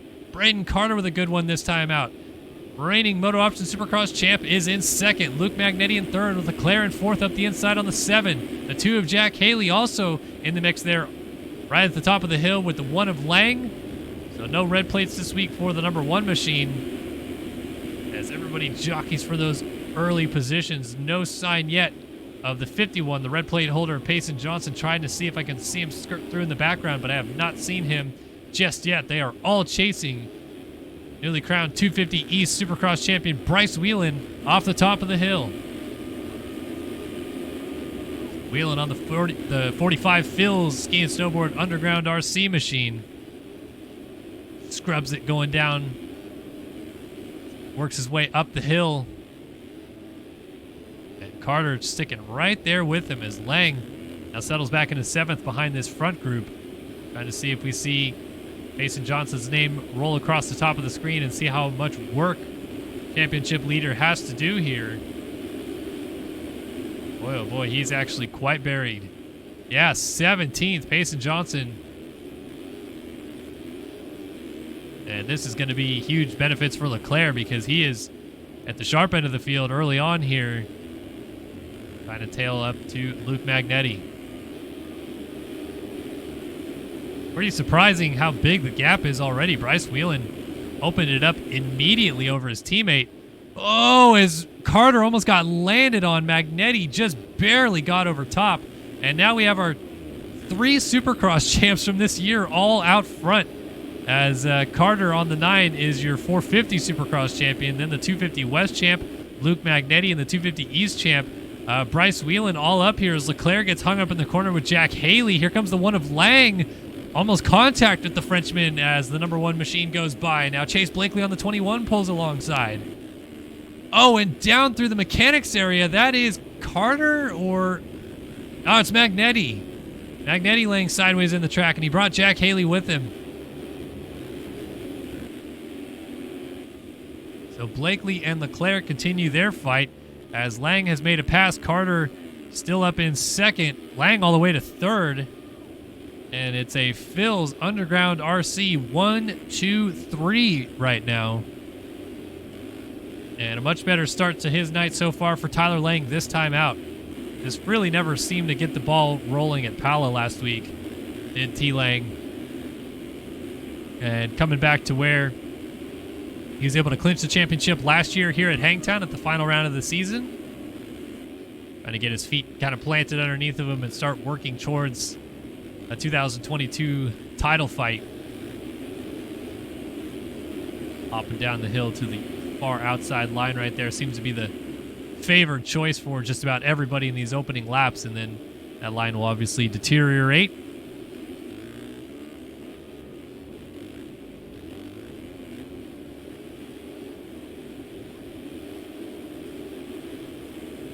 Leclerc with Blakely, then Julian Ori out of the LCQ up in a good position before we finally find Payson Johnson and a host of other riders coming down the hill behind him. So Johnson has already slotted into 7th, making good progress from 17th, and really not too far behind kind of the front battle, as now Carter about to come under attack from the number 1 machine. So our 2 most recent 450 champions, with Carter Two-time now Moto Option Supercross champion in 2021 and 22. Whereas Lang, 2021 national champion, closing up around the outside. What a scrub pass by Lang. How did they not make contact? But Lang squeaks through on Carter in the second place. And while all of these 450 champions continue to fight each other, it's the 250 champ of Whelan who is stretching it out at the front, out to about a 4-second lead now at the end of lap number 2.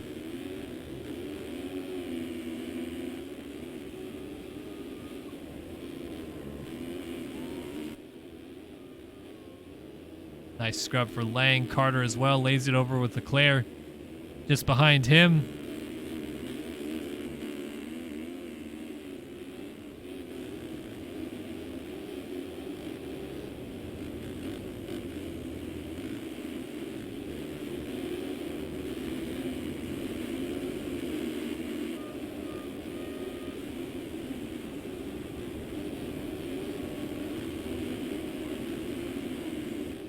This is a neat little freight train right here, though. This is, I guess, what you would say more or less the 3 most accomplished 450 riders in the game at the moment.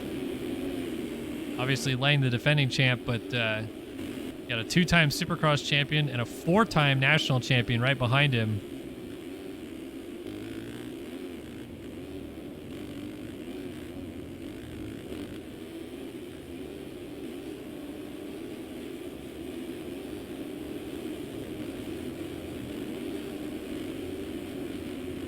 Uh-oh.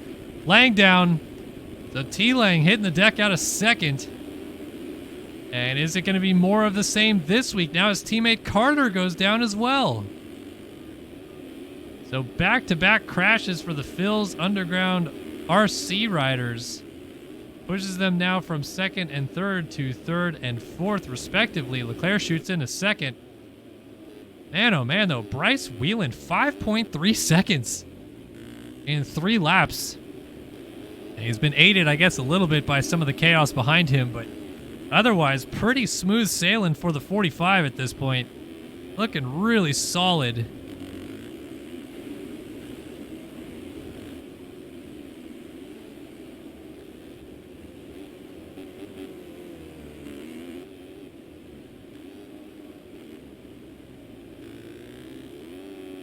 Whelan lays it in through that first corner, trying to get that traction to the ground. And with 23 minutes on the clock, he is going to need to figure out if this is the pace he is able to do or not. Got a request in chat to go on board with Leclerc, and maybe some good timing actually to go on board with Johnson behind him, because Johnson is caught up to this group, and Leclerc loses second place now to Carter, but Lang also right there. We got 4 riders nose to tail. Carter down again, and Johnson gets hung up. So Carter down off the bike. Johnson goes from battling for second to slipping back to fourth.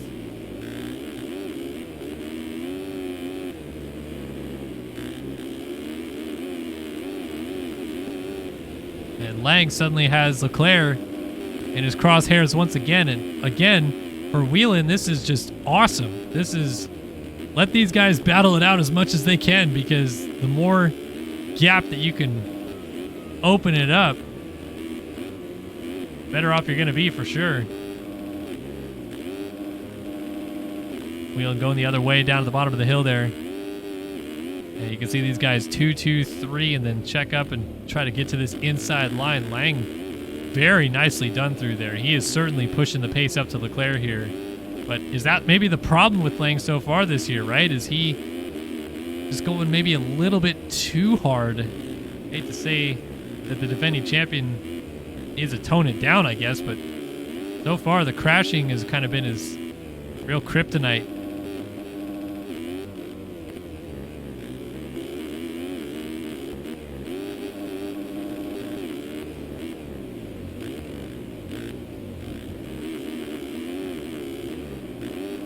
Pops that triple out of the corner, then just carries all that speed to the back of the racetrack. Almost jumping on Leclerc. He did, actually. He landed on Leclerc's rear tire, and it kicked him sideways and down. So now Lang picks it up behind Magnetti and Carter coming through.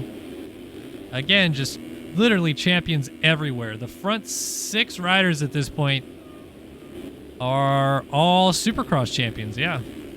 And 3 of the front 6 are outdoor champions. So, I mean, like I said, this is about as stacked as you can hope. Maybe get Jack Haley in the mix would be fun. Down there in 11th. But this is the cream of the crop in MX Simulator for sure. Battling out front.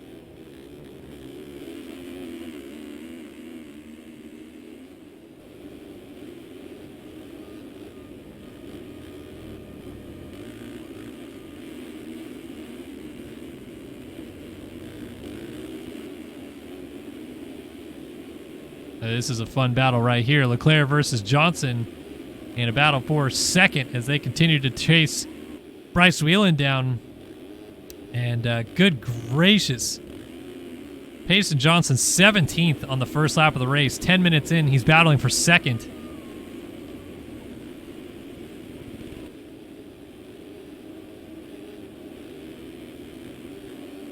Scrub down and then get that power. Trying to go up to the top of the hill.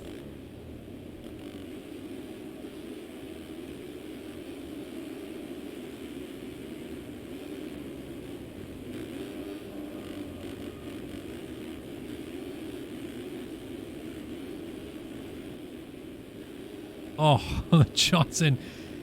I don't think he had wheels touching as he took off on that jump. He was that far leaned over. And dualies to the back of the track now. My oh my, Payson Johnson. A lion. But Leclerc, credit to him, unwavering as well. The pressure has come, but Leclerc is just putting in his little moto here and not being fazed whatsoever by what Johnson is doing behind him. And these two now have certainly opened up the gap on the battle behind them as Johnson finally gets a nose in there and makes the pass happen. So Payson Johnson, the number 51 privateer effort. Interesting that he's not on a team. I really don't know why, but either way, takes over second place and is not that far behind Bryce Whelan as he puts down a 2:13.8. 2:26.2 for Whelan last time by certainly had a fall-off crash. And that is going to aid Johnson's quest to try to get to the front of this race immensely. So Lang back and forth. He's kind of all by himself now because Carter has lost quite a bit of ground. Then you got McIntosh and Magnetti battling it out for 6th. Oh, McIntosh kicking out a little bit there, coming through the corner, but a nice job corralling it back together. As Magnetti really putting the pressure on as they go up the hill right here. Look at this move by Magnetti to the inside. They're nearly rubbing number plates at the top of the hill, but Magnetti will stick it all the way to the inside rut right there and make that pass happen. McIntosh for Zaka, then Hubbard and Blakely with Castellaneta and Haley. This is 10th and 11th, I believe. So everybody's kind of in their own little battle. Kind of 2x2 more or less going through the field. But battle for the lead is coming up, and it is coming in a hurry. Bryce Whelan, as he steps down off the hill, has Payson Johnson closing up. And Johnson, boy oh boy, man, he is going so fast right now.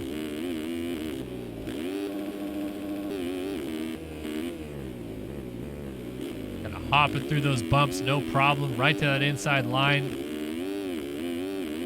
Blowing out to the back of the track now.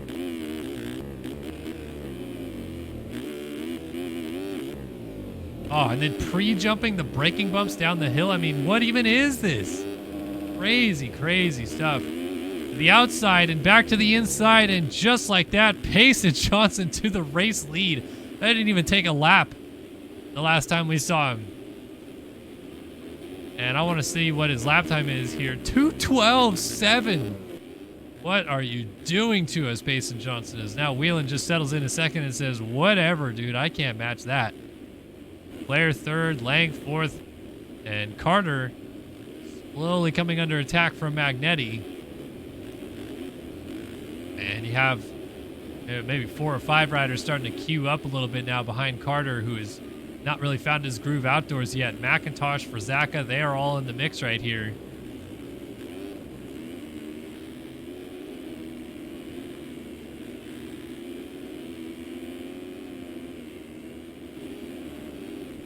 So the track will wear in just a little bit harsher in these 450 motos than we'll see in the 250 class. And that is just because of the displacement that these 450 bikes are putting out, obviously putting just a bit more power into the ground as well. So the ruts will dig deeper and the braking bumps will be a bit harsher. So expect to see this track in pretty nasty condition by the end of the race. And if you're confused by all this, we're talking about the erode or terrain deformation system on the racetrack. And it's tough to tell maybe from this view, but the riders really can feel it as the track changes underneath of them. And Magnetti going down right there, one of the victims already of this racetrack. The braking bumps will get bigger as Frazaka goes down, and the ruts will get deeper. And on top of that as well, the track will reset at every new moto. So at the start of the 250 moto, it was as fresh as it possibly could be. And then it resets again to be as fresh as it possibly could be again for the start of the 450 moto. And yes, there will be some ruts already laid in and certain things like that. That is done purposefully by the track builders to kind of create some racing lines already.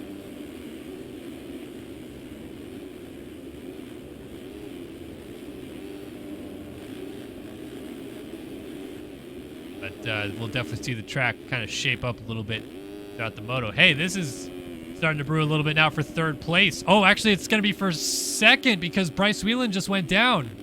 So Whelan, out of 2nd place, led the first half of this race. Now drops back into 4th. And just like Lang, his teammate moments ago, going to be all by himself as Lang completes the pass on Leclerc for 2nd.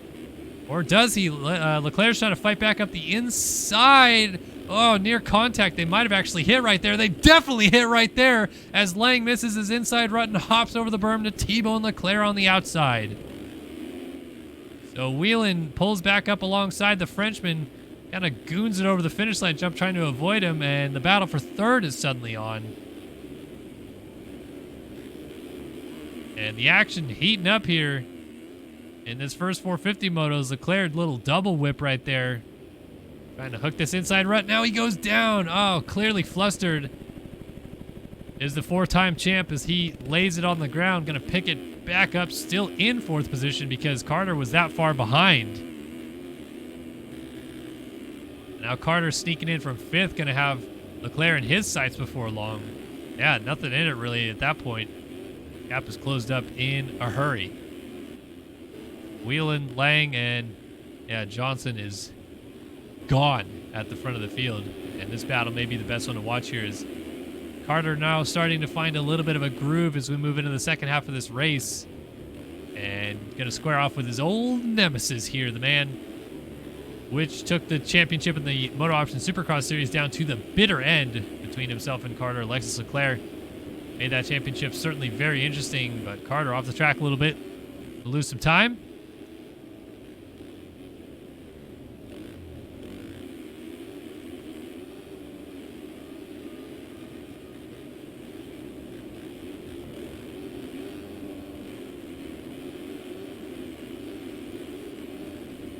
Carter just trying to keep that gap close. Actually, pretty nice line to the outside right here. Ah, man, if he could have just carried that momentum through the outside, I think it would have worked out well for him, but it's not enough oomph into that corner in the end, and Leclerc holds steady. Look at this line, though, for Carter. Cheeky inside move.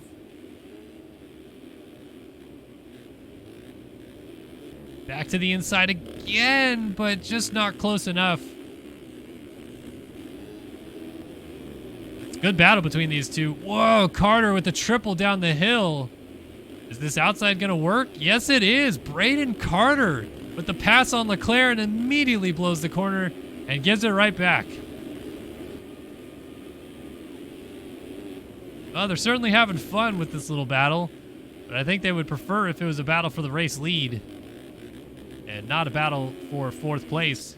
That is just the nature of the business currently. As we approach the 20-minute mark of this moto, we'll give you guys a top 20 rundown. As a reminder, the top 20 finishers in each moto will score points towards the championship. And Payson Johnson looking to get the full 25 points out of this one as he rips off a nice scrub going up the hill. Privateer number 51, your championship leader, leading the race here at Hangtown in 450, moto number 1. So Tyler Lang in second. Underground RC, Phil's ski and snowboard number 1 machine. Much better week so far for Lang this time.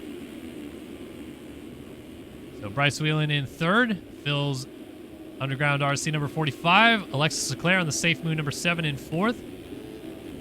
Braden Carter, Phil's underground number 9 in fifth. Jack Haley, Jack Daniels Racing number 2, has moved up into 6th. 7th for Rogan McIntosh of Stance on the number 60.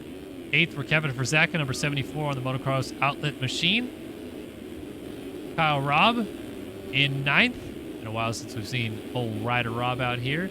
And Braden Castellaneta on the 26th rounds out your top 10 in this moto so far. Jacob Hubbard in 11th on the 78. Chase Blakely, number 21 machine, in 12th. Colby Eaglin in 13th. Julian Ori 14th. Chris Post 15th. Adam Holm in 16th right there as he picks up a little bit there. Luke Magnetti in 17th. He just went down, so Brandon Holmes going to go to 17th. And Daniel Mills on the 15 goes into 18th. 19th now for Chase Donovan, and Magnetti regroups still in 20th. That's a top 20 rundown as riders going down everywhere. D Mills down, and Holmes down. Everybody's going down.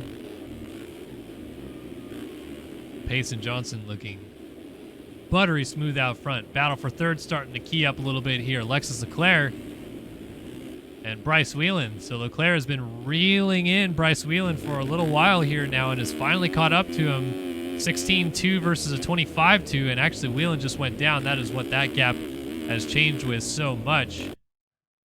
Sorry there.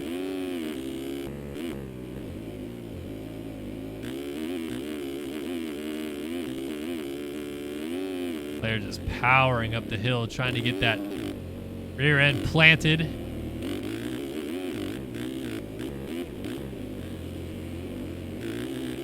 If you just listen to Leclerc's riding styles, he does a nice job to save that one. Very unique style. We've seen it many, many years out of him, though. Loves to lug the bike. Loves to be in 5th gear and just pretty much stay in low RPM. But at that point, he knows he's getting pretty much optimal traction. And boy, oh boy, does he get some serious speed going down some of these straightaways with that technique. Again, 4th, 5th, back down to 3rd, up to 4th, up to 5th. Just shifting constantly. 4th, back to 5th again.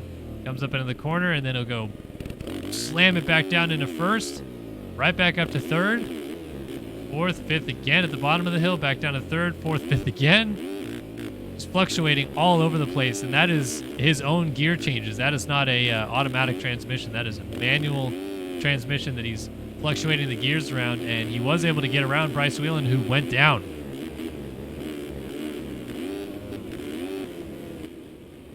Now Jack Haley, who has been marching forward this entire race, coming up from 5th, is on Bryce Whelan for 4th, and they are about to commence in a bit of a battle here.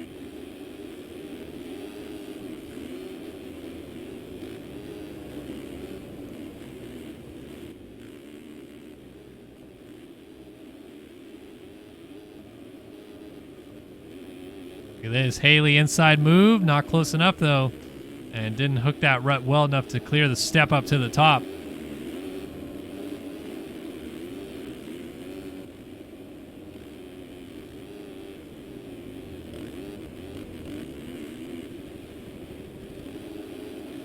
Sounds like a rider was down. That may have been, yeah, Braden Carter in the background, who was right behind these guys, but is now obviously lost quite a bit of ground.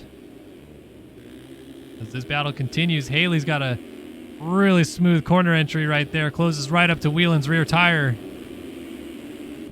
Not able to get by just yet. Sounds like another rider is down. It is. It's Leclerc. So Leclerc going to fall back into these guys' clutches as Whelan goes under the camera stand and through the other one up to the top of the hill. Jack Haley's moved up to 4th. And a couple of old rivals will meet again as Haley tries to close up on Leclerc for third.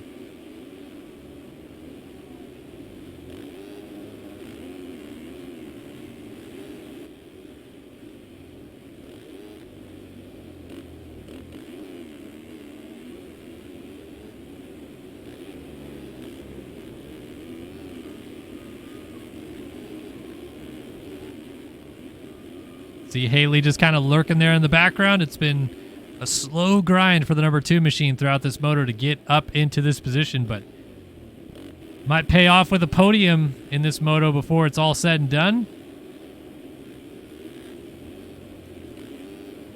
Boy, early on in this championship, though, similar to the 250 class with Leitzel, what are these guys going to do about Payson Johnson, who came from 17th on the first lap and pretty much just walked through everybody to take over the lead? Tyler Lang in second here has done pretty much as he can do to limit the damage, but Johnson's lead has stayed at over 20 seconds for quite a while now, and he just continues to work lap after lap out front. 23 flat last time by, so must have went down based on the 12s that he'd been running before that.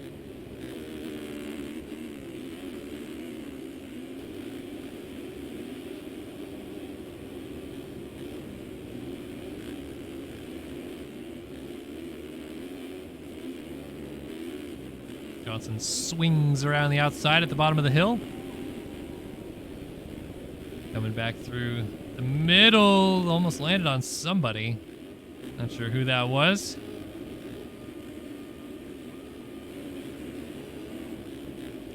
The gaps have opened up a little bit. Let's give a little shout out to these two guys right here. Rogan McIntosh on the stance number 60 and Kevin Frazaka behind him on the 74. We'll give both of them a little bit of love, but for McIntosh, jumping up to the 450 class this summer by the looks of it, and fitting right in, really. Just nothing wrong with this kind of a result for someone who's coming out of the 250 class and was a borderline, race-winning contender, almost swept the Triple Crown earlier this year at Arlington in the 250 class. But again, kind of similar story to what we're seeing a lot in the 250 class.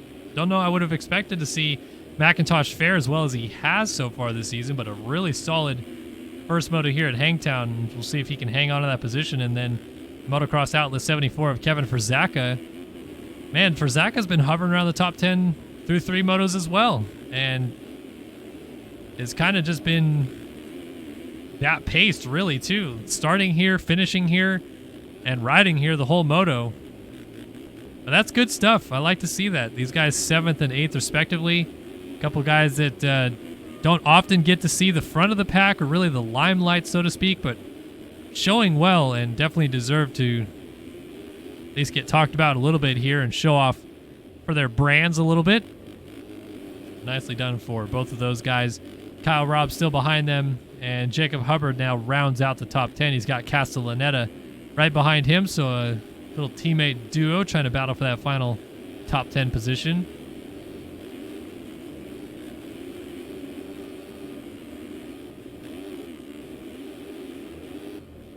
Anything closing in just yet up here? Not really. As Johnson continues to work his magic. Let's go on board with him for a lap, huh? 22.8 last time by, so again, must have had a fall-off crash or something weird happened, because that's not the pace he had been running, but seems like he's kind of putting in a quali lap right now.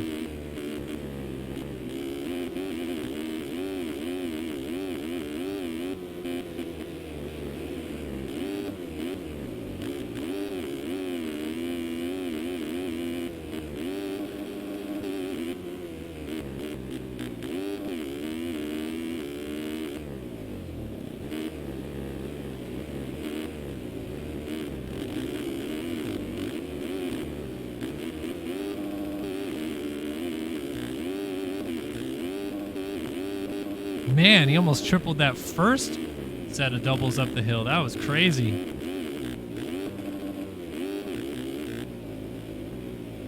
Now this much speed he's carrying down these hills. Hopping with ease into the ruts. Landing, I mean, honestly, just where you want to.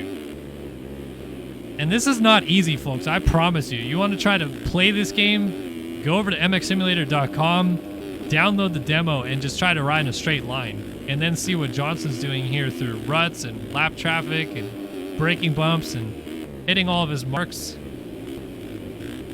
It's impressive, really.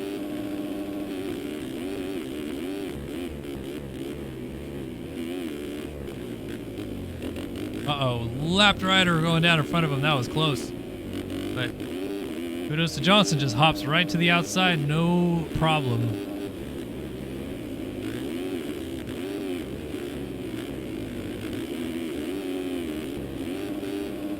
Gosh, scrubs that table. Just carrying more speed to the outside. Like lap traffic, they're not even really needing to move out of the way because it's just going so fast through them. It's 2:16 right there, which... yeah, I mean, they're running 2:09s or whatever in qualifying, but still, just to sit on board with him and watch as he did that, it's incredible. I will say, though, what ended up happening right there was time actually expired just after he crossed the line. So we're at 3 to go right here. And they're going to do an extra lap than the 250 guys did, I think, because of that. So because Johnson absolutely ripped that lap, they're going to have yet another lap to do. As the clock has, of course, now hit 0. Excuse me, and we head back to a battle for 4th place between teammates. Bryce Whelan and Braden Carter, both of which were teammates for Phil Ski and Snowboard in Supercross when Carter won the 450 title and Whelan won that 250 East Championship. And then the Phil's Ski and Snowboard team joined forces with the Underground RC program, of which, of course, riders like Braden Castellaneta and Tyler Lang as Carter front flips the tabletop, just doing a little bit of fun stuff out there to appease the fans. But yeah, Phil's and Underground RC joining forces for the outdoors and more or less creating a super team of a lot of riders. I mean, both Phil's and Underground already had a lot of riders on each of their teams respectively as Carter goes down. But then you combine them together and it is a lot of really fast dudes, and many of them. So Carter picks it up and holds on to the position he was in, which is 5th, ahead of Jack Haley. We are into that closing stages of this moto, and the gaps are about as spread out in the front 6 as they possibly can be. So Johnson stepping down, going to get the 2-lap board this time by. This is going to be a long moto. And I think a lot of these guys are just kind of hoping to see the flag here at some point, as Kyle Robb has now slipped into 7th. Verzaka remains 8th. Castellaneta now 9th. Blakely 10th. Adam Holm 11th. Hubbard and McIntosh has gone from 7th all the way back to 14th. So a rough look there for the 60. So shout out to Adam Holm and Chase Blakely. Really a couple, I guess, veterans of the series at this point. It's so weird because, again, those guys were racing the 250 class when I was racing, and it's weird to see them now 450 veterans, but that is just the way it is.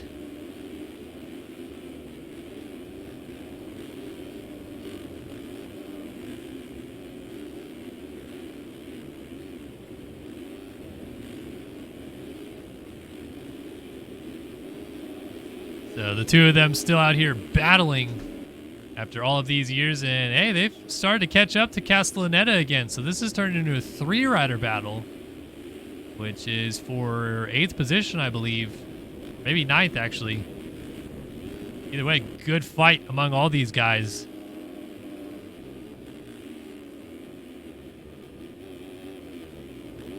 But Johnson, like we said, has taken that 2-lap board ahead of these riders, which means 2 laps to go this time through for them as well. And yeah, like I said, this is going to end up being, what, 37-minute moto or so?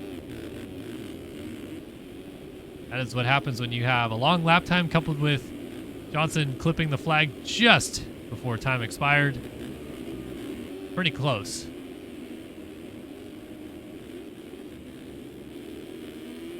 So nose to tail for these 3, but nothing doing just yet for the passing department. And who is going to strike first? Will Holm make something happen on Blakely? Will Blakely get around Castellaneta? Will they pass? Both of them pass Castellaneta. And, oh, they've caught Verzaka. So now this is a 4-rider battle. And it is for 8th now. It was for 9th with Castellaneta there, but now they've got Verzaka Castellaneta trying to go into 8th, gets booted wide, loses 2 positions at the same time as Blakely and Holm both go through. And now they're going to try to close up on Frizaka. Terrific little fight right here for all 4 of these riders trying to get into 8th position. Guess the bummer for this entire group is one of them will end up outside of the top 10 unless they can catch somebody else ahead of them, which I guess is not out of the question. And Holm goes to the inside on Blakely, going to get that pass done. Nice move by Adam Holm, and already sniffing an opportunity on Frizaka as well. Gets that triple clean, hard on the brakes, trying to tuck to the inside. Blakely jumping a little bit to the outside of them. Castellaneta kind of losing touch with this group a little bit as the white flag has waved out front. It's Holm just putting the pressure on Frizaka. Relentless attack against the 74 machine. But not close enough just yet to make that pass.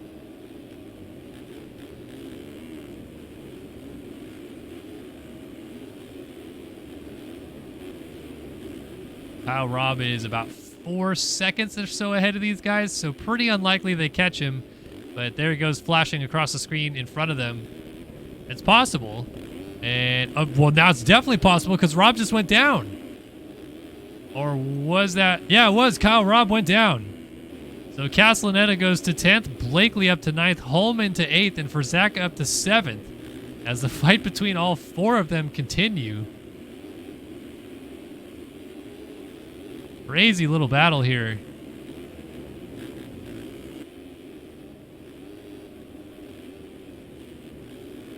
Still not over with Holm pushing Frizaka here to the line for 7th. White flag is out though.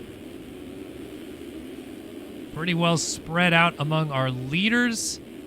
But this man on his way to extending his championship lead and really serving notice to the rest of the field. He is going to be very difficult to reckon with this season, especially if he starts behind pretty much all the fast guys and can just pass all of them at will. Incredible stuff. And I think the rest of the field is going to be served notice at this point. They're going to have to step it up to challenge this man this year. Otherwise, it is going to be a long, long summer. Here it is, though. 450 Moto One at Hangtown belongs to Payson Johnson. Tyler Lang looks like he will finish up a comfortable 2nd. Leclerc pretty much all alone in 3rd. Bryce Whelan could crash and lose 4th, but probably won't. And the same for Haley, crashing and losing 5th, but again, probably won't. Blakely has now moved into 7th. Adam Holm is 8th, so Holm and Frizaka must have come together based on those gaps. And Castellaneta rounding out the top 10, at least as they run. We'll see if any of these flare back up as we work towards the flag here.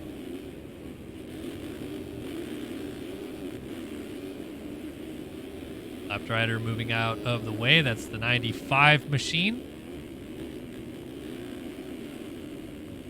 Nice job of letting the leaders continue to go by as indeed Lang does cross the line in 2nd, ultimately 15 seconds down of your winner, Payson Johnson.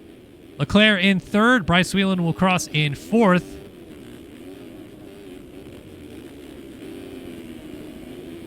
As Jack Haley in 5th and Brandon Carter in 6th. And now we're watching 7, 8, 9, 10 basically coming to the line here. We'll see them finish it up here as Blakely charges around the outside.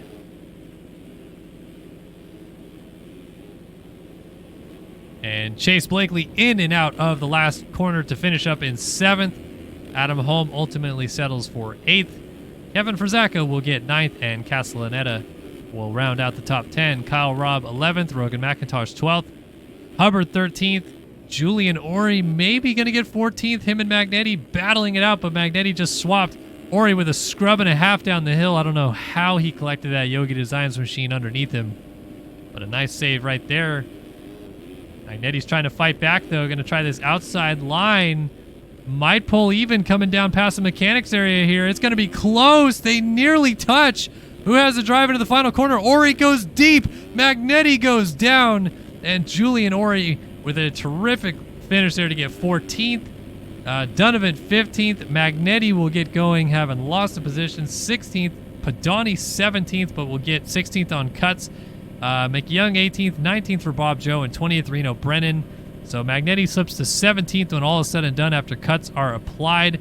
Adam Holm gets Blakely for 7th, and the rest of the field remains the same as Johnson, your big winner in 450 Moto number 1.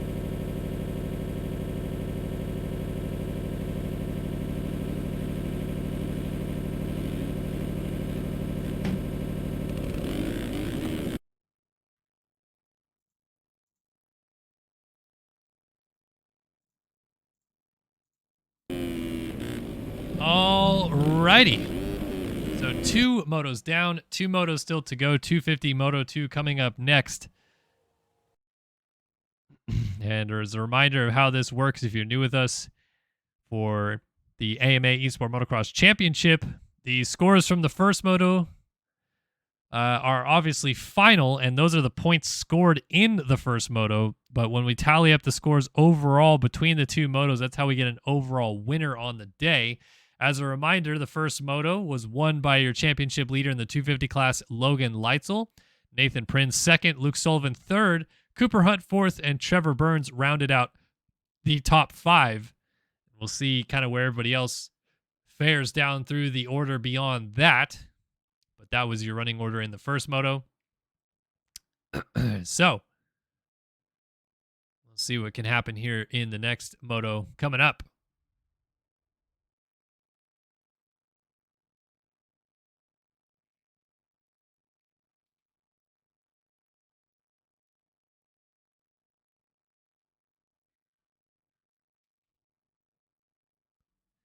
Beautiful view from above of the Hangtown circuit in Northern California, just outside of Sacramento, for the second round of 12 in this 2022 AMA Esport Motocross Championship. Kellen Brower in the booth bringing you guys the action. Happy to have you with us wherever you are. It could be with the Init Esports Twitch channel. Perhaps you're watching on Start Your Systems on YouTube, or maybe you are also watching on ESTV or ESTV Plus, wherever you choose to watch tonight. We appreciate you joining us.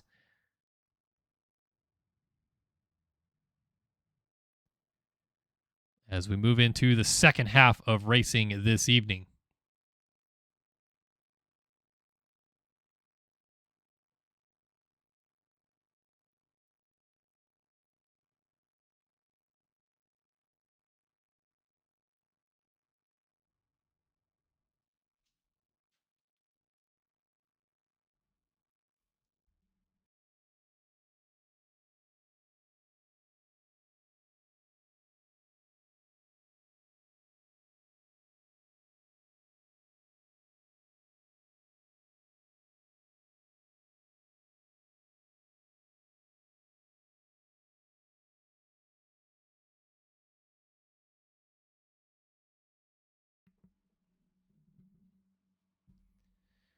So 250 Moto number 2 coming up.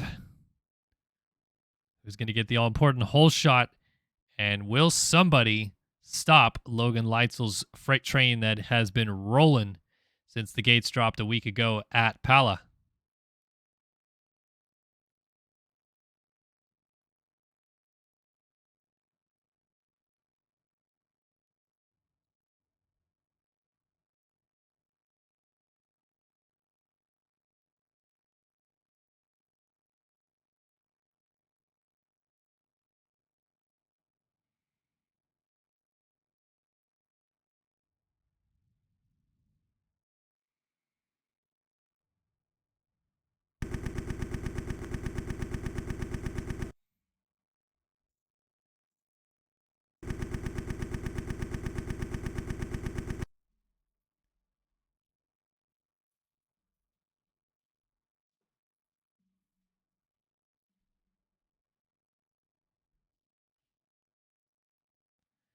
All right, let's give you guys a quick rundown of who is in this second 250 Moto as we get ready to go racing once again.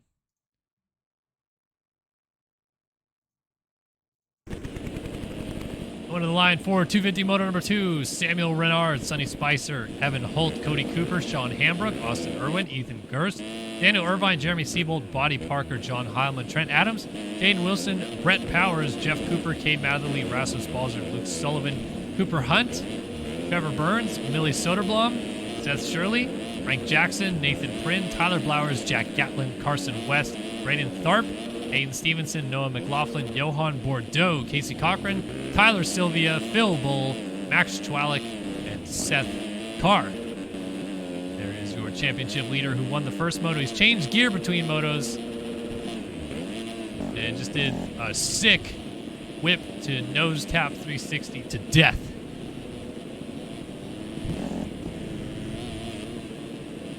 So let's see how Leitzel can do in this moto to grab that all-important hole shot, or at least be near the front end of the field as runners come through.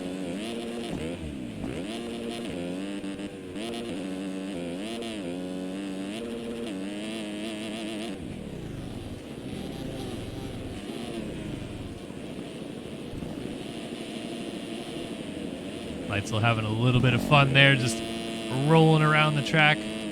Maybe getting a little bit of the nerves out, loosening up before the moto starts. And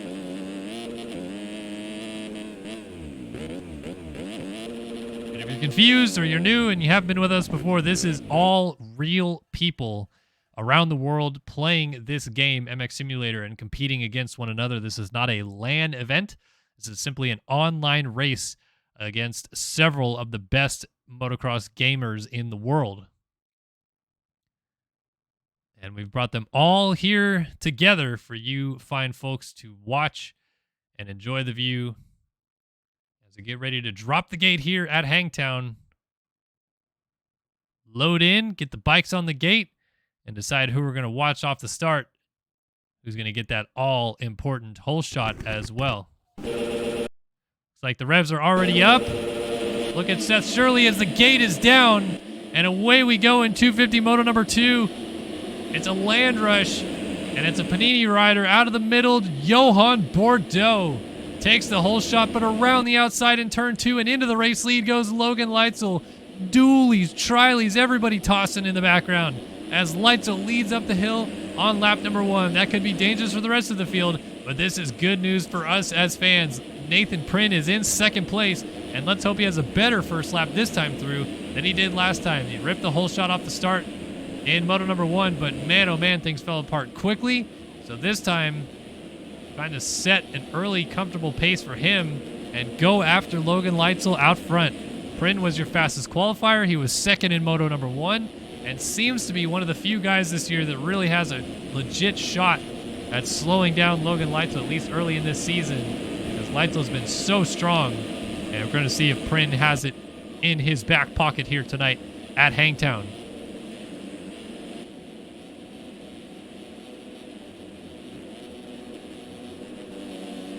The outside and swinging around Logan Leitzel coming down the hill here.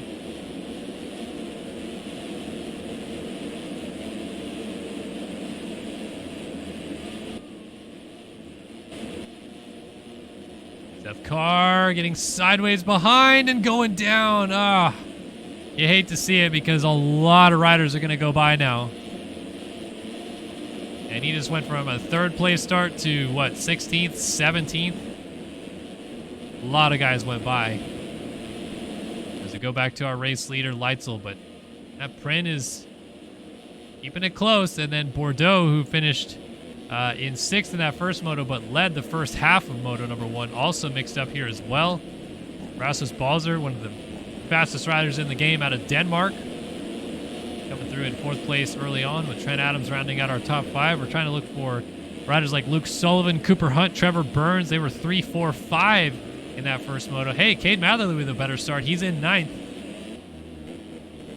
Like every time we've seen Matherly so far this year, he's coming from outside of the points to try to get into him, but this time around a little bit better. There's Jaden Wilson down in 17th. He was 7th in the first moto. Trevor Burns coming through as well. Remember, he was 5th.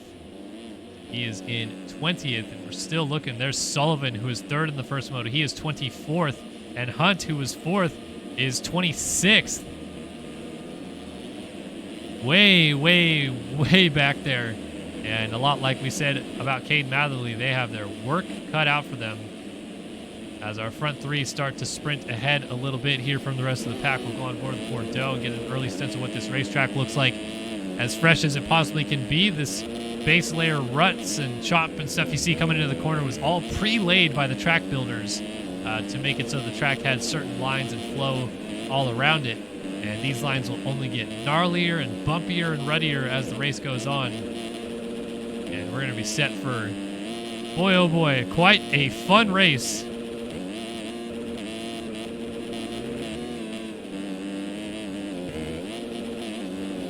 Like Nathan Prynn actually closed that gap back down to Logan Leitzel just a little bit here. And this will be huge if in the early runnings of this, Prynn can just make the pass straight up on Leitzel and go.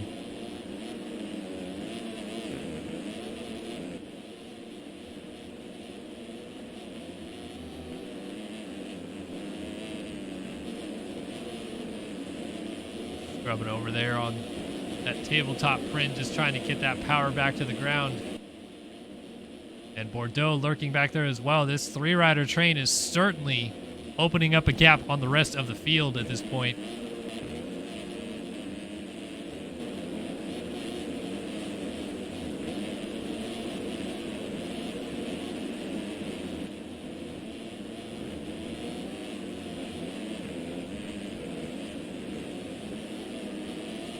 .6 now opened up from Leitzel to Prynn, so that gap is kind of fluctuating. Prynn has his spots on the track, it seems. Leitzel has his. And for the time being, they're staying about 1 to 2 seconds apart from each other, and that is where it is staying at. So not much fluctuation. I'm sure we will start to see some trends develop here as we work our way into the thick of this moto. We are only 5 minutes into this 30-minute plus 2-lap race. Nathan Prynn trying to steal the overall win away from Logan Leitzel, who at this point in time sitting on 1-1 scores for the day. Prynn on 2-2. So our two fastest riders, at least so far today here at Hangtown in the 250 class, find themselves out front again and set to battle here for all the glory. Mistake there from Prynn. High-sided coming down the hill. That's going to cost him some time, so Leitzel's going to see that gap extend. And Bordeaux is going to have Prynn fall a little bit closer to his clutches instead. Again, shout out to Balzer back there in 4th. He is the only one really keeping these guys honest towards the front of the pack, as the rest of the field has kind of watched the front 4 riders go away from them. It is Trent Adams still in 5th, ahead of Seth Carr. And we're going to try to figure out where some of our heavy hitters are, as Cade Matherly still in 9th behind Max Chwalik and in front of Jack Gatland. Jaden Wilson is now up into 12th. Got to figure out where Luke Sullivan is. Got to figure out where, well, there's Sullivan in 16th. Where is Cooper Hunt? He is 18th now. And Trevor Burns is in 20th. So 3, 4, 5 in Moto 1 are 16, 18, and 20 on the racetrack right now after 6.5 minutes of racing at Hangtown. And I just feel like we're going to reach some sort of crescendo with this front 3 group. Will it be Bordeaux catching and passing Prynn? Will both of them catch and pass Leitzel? Will Leitzel just catch, or pull away, I should say, from the rest of the field? All to play for here.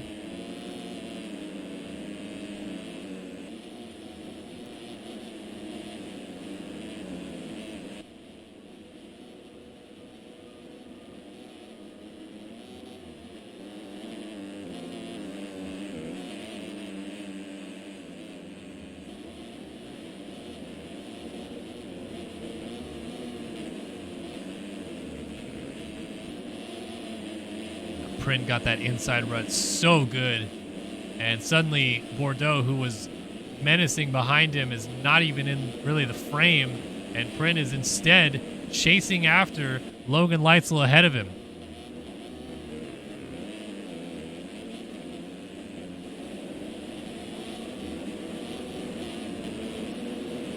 flying down to the bottom of the hill. Nathan Prin just charging to that outside line.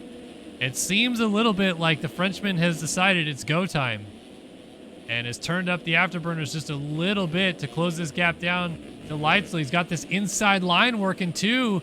Pulls up alongside of him. Not quite close enough though. Oh, this might be the move right here. Leitzel defensive again. Battle for the lead at Hangtown is on. Oh, Prin, I thought if he could hit that inside rut a little bit better, he'd have it. But Leitzel stays the course to the outside as they both scrub hard over that double. And Bordeaux is starting to fall back a little bit. 3 seconds to the wayside of them.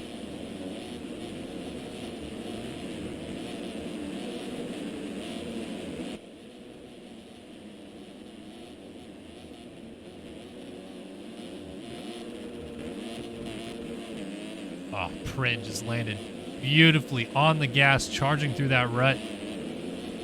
Leitzel has got to be feeling a bit of the pressure here because Prin has closed that gap down in a hurry. And yeah, there it is. Leitzel, a little mistake.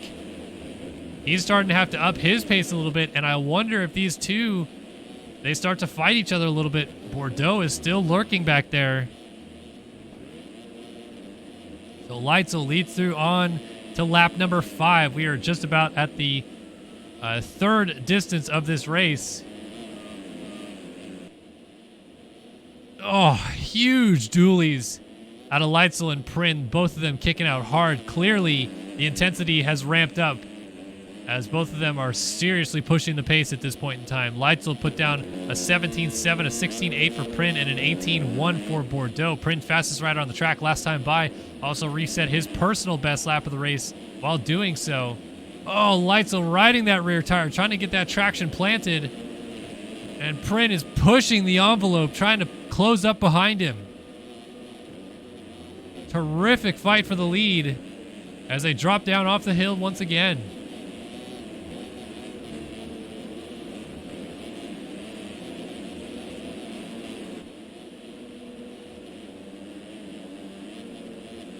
Who's going to get the better drive up to the top of the hill this time? Because Prin likes this inside line. Look at this. Oh, Leitzel slides out at the top of the hill. Is that Prin's opportunity for the lead? It is. Nathan Prin takes it over at Hangtown. What a pass. Set that up for a while, and Leitzel's little bobble to the outside was just enough for Prin to get a gap. So Prin to the race lead. Leitzel back into second place. And now how does the 16 machine respond?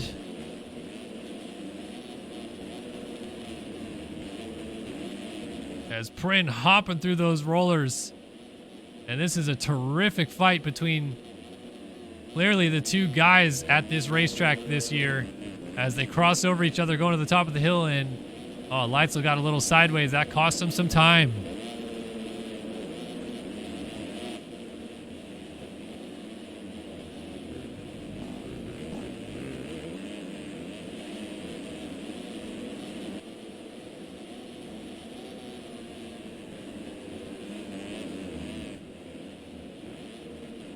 Prin takes over the race lead on to lap number 6. Leitzel back into second place.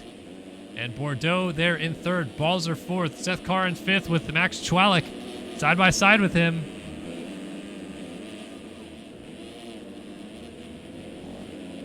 Chwalik, I'm not sure if he lost that position or not, but whoa, we got riders down.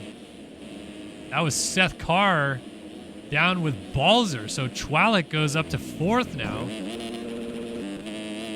Bordeaux now literally by himself in third as Leitzel trying to put the hammer back down to go back after Prin. I'm going to stick with this battle just because it is so close still. Anything could happen. Prin, just a small bobble. Leitzel's going back to the lead. He is not letting the 12 go.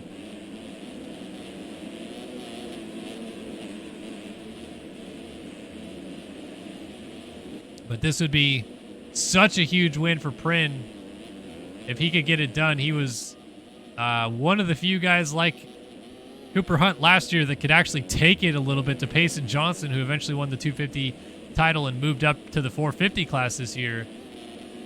So Prin knows how to win these races, but man, his start of the year really has not gone to plan. after qualifying in the top 3 at Pala. And now, after qualifying fastest at Hangtown, had to fight well through the field again just to get second. Clearly had the pace in hand to win if he wanted to, and now is showing that here in this second moto.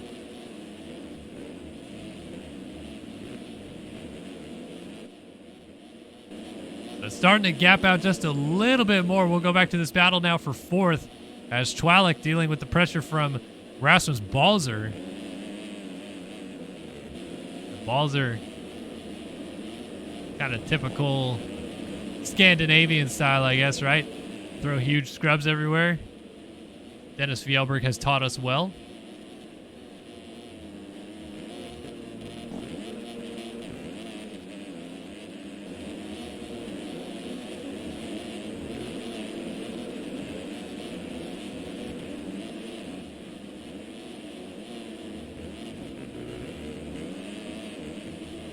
Balzer trying a couple different option lines to size up an opportunity to get into 4th place on Max Chwalik. It hasn't quite worked yet, but he's close.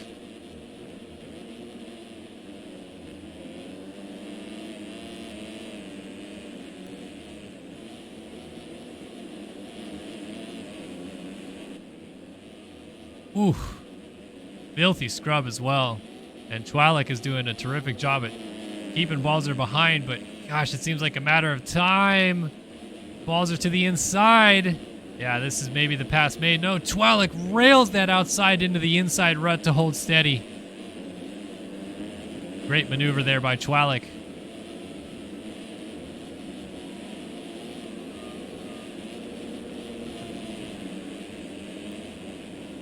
And Balzer just still doesn't have an answer as Chwalik now opens up a little bit more of a gap. Hold on to that 3rd place. Or in 4th place, I should say. So it is still Prin leading at the halfway point from Logan Leitzel, Bordeaux, and then that battle we were just watching between Chwalik and Balzer still going on, though. Man, this has been an exciting 250 moto from a battle perspective, but there we go. Chwalik finally, a small mistake is all it takes, and that front end pushes over that inside rut. Down he goes back to 6th.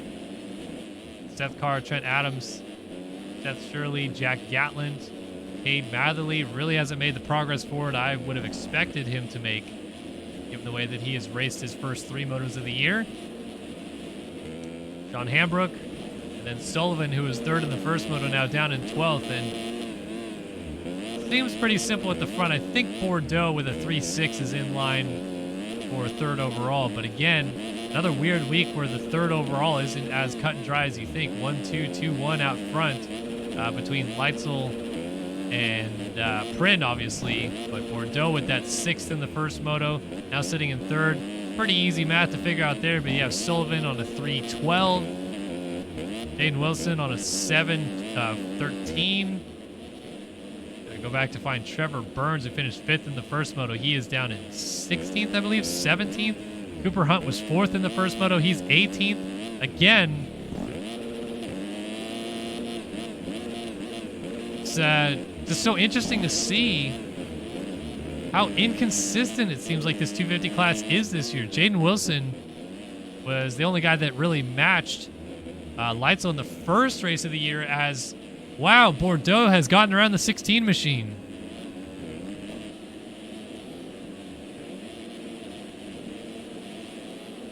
So Leitzel, not only is he not going to win the overall, he's not going to tie on points for the day either. So currently losing a few points to Nathan Prin.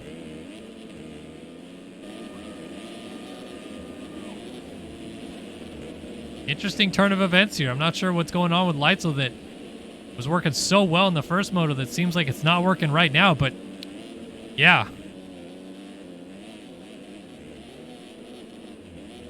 At least he's still right there on Bordeaux and can at least try to make a pass back into the 2nd position here.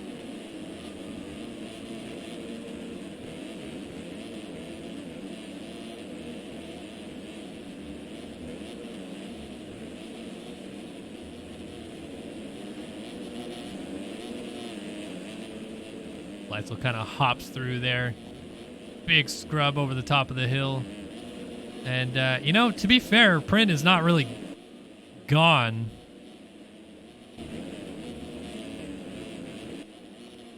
From this battle between Bordeaux and Leitzel, as now Bordeaux goes off the track. And our front three, I mean, they're still pretty close together. 5 seconds is the gap as we get to the 20-minute mark coming up here shortly. Leitzel back on the rear tire of Bordeaux for second.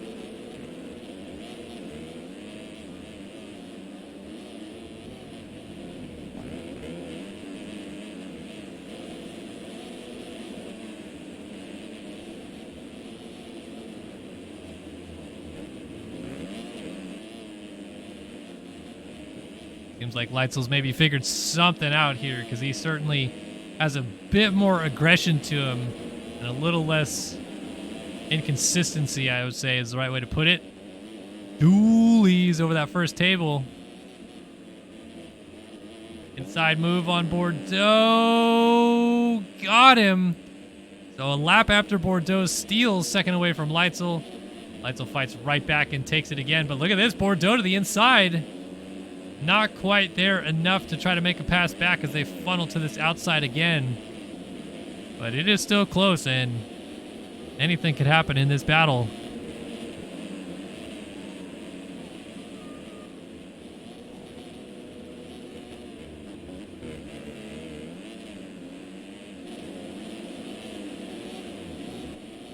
So Prin leads. Let's give you guys a top 20 rundown as we have a bit of time to settle stuff down right now. So Nathan Prin, the number 12 District Designs Machine, leads here at Hangtown, trying to win this overall. Logan Leitzel, Yogi, number 16, in second. Johan Bordeaux for Panini Motorsports on the number 40 in third. Rasmus Balzer, Rumus, number 77, in fourth. Max Chwalik for Braxton Worldwide on the 346th. Rounds out your top five. Really good ride here for Chwalik, and lap times are really comparable to the leaders as well. This is impressive. Seth Carr in sixth, the number 35 Underground RC Phil's Machine. Seventh for Trent Adams, Yogi Designs number 43. Eighth for Seth Shirley on the Boots House 23. Ninth for Cade Matherly on the 38 Stance Ride. And Jack Gatlin, the Connect Visual number 50, rounds out the top 10. Luke Sullivan, Panini Motorsports number 11, is in 11th. Jaden Wilson, his teammate, on the 25 is in 12th. Sean Hambrook for iSpec on the 976 is in 13th. Trevor Burns, 14th for Panini Motorsports on the number 28 machine. 15th for Thomas Wilcox on that number 22 C4D MX Phil's Machine. Daniel Irvine, Aspect Visual, code number 52, is 16th. 17th for Cooper Hunt on the 13 Braxton Worldwide program. Frank Jackson in 18th for Phil's Underground RC on the number 32. 19th for Jeremy Siebold, backed by Panini Motorsports on the number 18. And rounding out the top 20 is the number 40 of Brett Powers on the Wild Side Designs program. That is a top 20 rundown with 10 minutes left to go and 20 minutes gone in the moto. Oh, change for the lead. Leitzel's gotten back around Prin. Oh boy, here we go. Now this will be interesting. Not sure what happened. It wasn't a fall-off crash, I don't think, because Prin was not that far ahead, but has to go back to work. Wow, 25.5 versus an 18.9. Definitely something. I guess maybe could have even been a fall-off crash, given where they are. But crazy little turn of events here. Uh-oh, lap traffic. Went to the right side of the track, trying to get out of the way. Prin is, I think, maybe jumping to the outside here. No, goes to the inside. Leitzel just made a small mistake. And Prin, sensing the opportunity, closes right up on the number 16 machine. Here we go. Battle for the lead again. These two have been exchanging blows all night long, and the trend continues. Prin with a beautiful inside line right there, but Leitzel, scrub dualies over that big double into the back.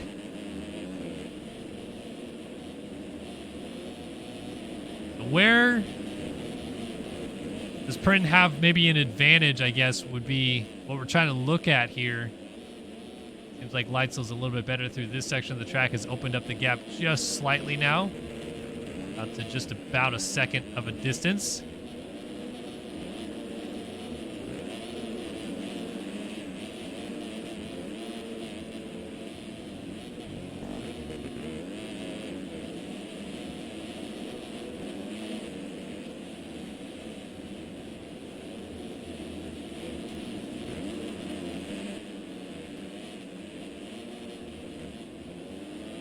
Nothing really changed that last few corners right there. It's kind of stabilized right now at about 8 to 9 tenths of a second between the two of them. I think Prin just got a little better drive through that corner. This is awesome to watch this fight. Even better, it's a battle for the lead of the moto, but the cherry on top, if you will, is that whoever wins between these two is also the overall winner on the day. Leitzel would love to go 1-1 here at Hangtown. And, hey, I guess maybe getting passed by Bordeaux was the best thing for him because it seemed to reignite him a little bit, right?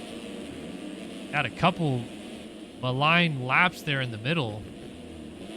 But ever since he settled back into a pace, got back around Bordeaux, he has been all uphill from there. He's pulled out 6 seconds on Bordeaux since he's repassed him. And on top of that, also got around Prin when Prin made his mistake. So I think that little bit of just kind of a wake-up call maybe for Leitzel to say, hey, don't lose too many points here. You got to get back into focus mode. Has lit the fire back underneath of him, and with just over 5 minutes on the clock here to go, he is trying to hold on and win this overall.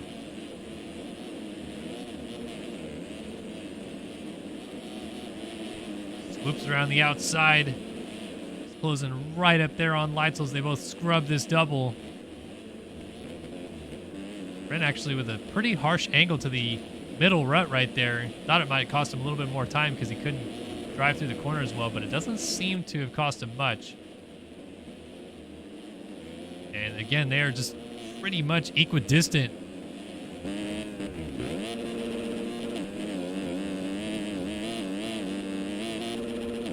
Dropping down the hill again. Prin, that second back down to 9 tenths.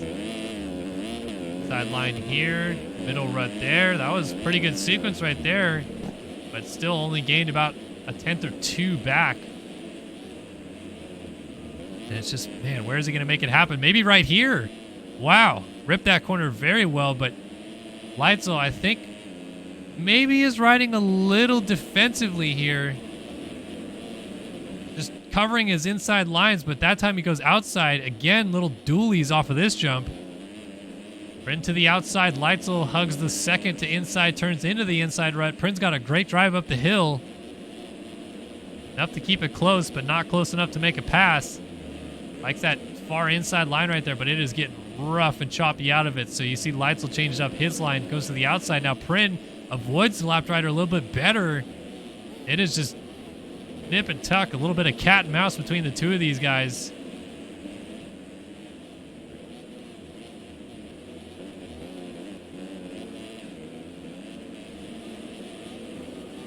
Dropping back down the hill, Leitzel seems to have a bit more advantage through the rough stuff coming down the middle of the racetrack right here as Prin has lost a bit more time. It's just out over a second now, but it's so close. I just cannot take my eyes off of this battle. It's too good.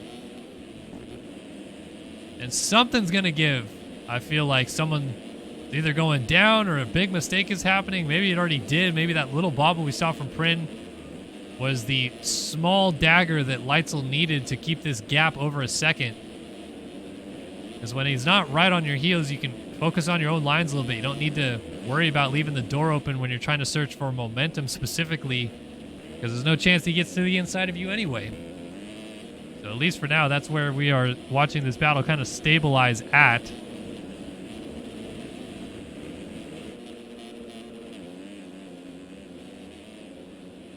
But man, it is close.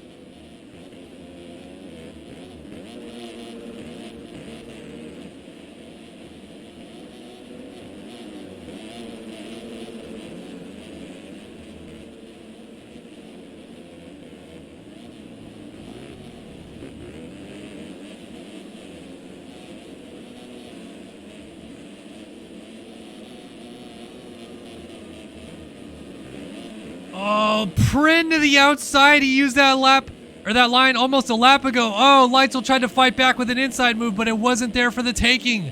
What a pass attempt and completion by Nathan Prin to steal the lead in the overall back to his favor.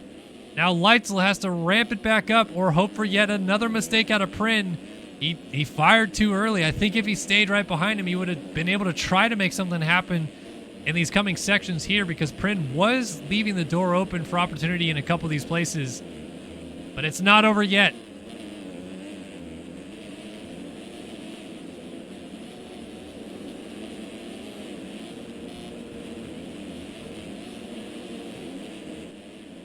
Back up to the top of the hill. Prin now looking at 1.5 second gap or so.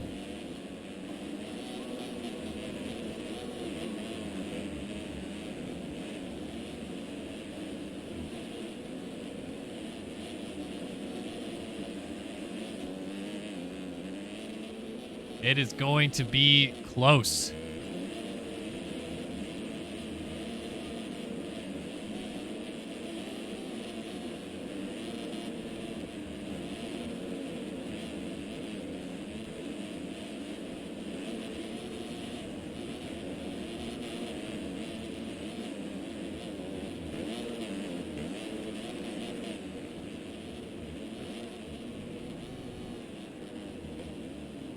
Up traffic down so Prin doesn't take his preferred line. Leitzel is starting to wick it back up a little bit again. 1.1, that gap is coming down. Leitzel is feeling it, sensing blood in the water, trying to get this win taken back into his favor.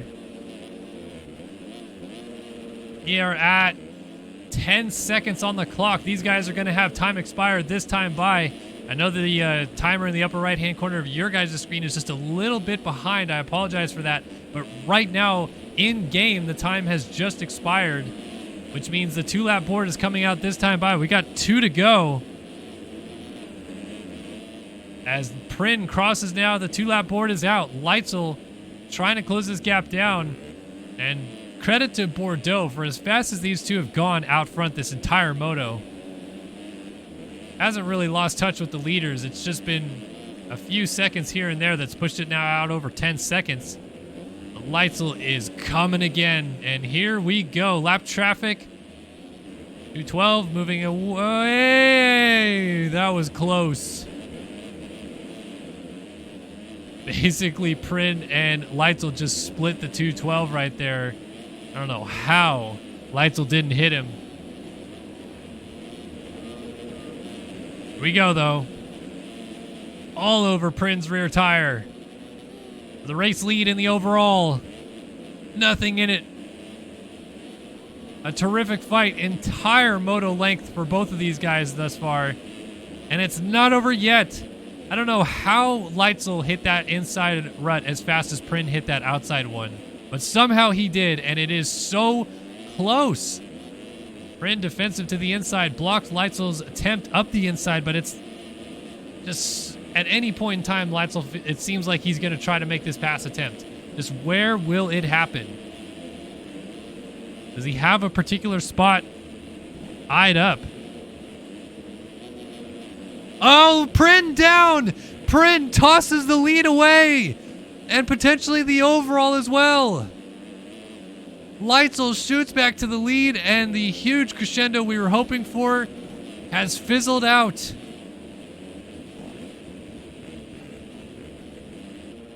So Prin is going to need a mistake out of Leitzel to turn the tide in his favors. Oh, what heartbreak for the 12. As Leitzel shoots around the top of the hill and back down.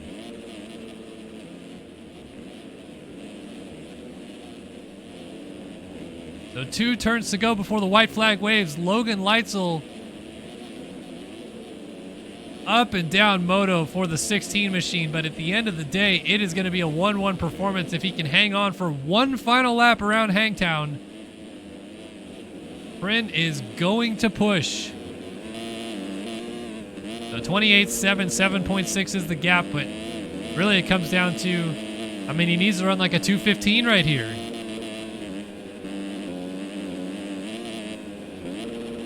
pretty much what lays on the table. He needs to go about 2:15 there or thereabouts this lap, and Leitzel would need to make a couple mistakes in the process, but it's just not really coming about. It's staying right at that 6-second range. Hasn't fluctuated much. Prin just missed his preferred inside line right there. I think we were watching it all unfold before our eyes at this point, that Leitzel has this thing pretty well sewed up. Prin's going to have to work around the left rider that's down right here. And to check up and go inside of him a little bit.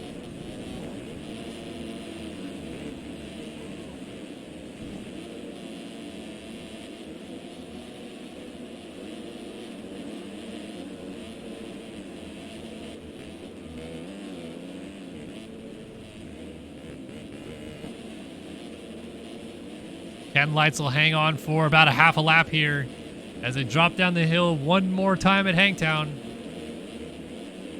What a day. What a race.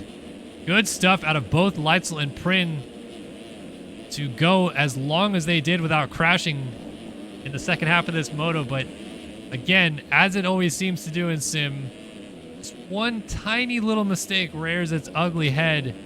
And instead of just a little tip over or slide out or even just a bobble, unfortunately it's Prin going down and costing us a really good fight to the flag here. But Leitzel, man, he survived quite a storm here that Nathan Prin put up in the second moto. Looks like Prin went down again. He's now 15 seconds down.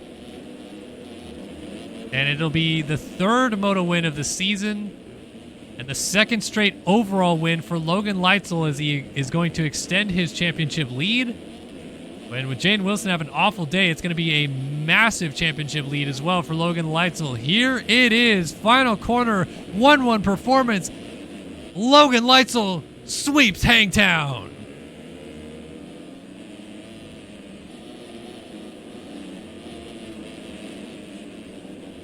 Nathan Prin finishes this one up in second, and Johan Bordeaux should round off the podium with 6-3 scores. Max Chwalik battling Seth Carr to the line, a couple of guys that really deserved more attention this moto, but the fight out front was too much, and it's not over yet between these two in a battle for fourth as they come to the line. Chwalik trying to hold Seth Carr behind, but Carr, goes down. Chwalik gets a fourth place finish. Balzer will cross inside the top 5. And Carr ends up in 6th in this one.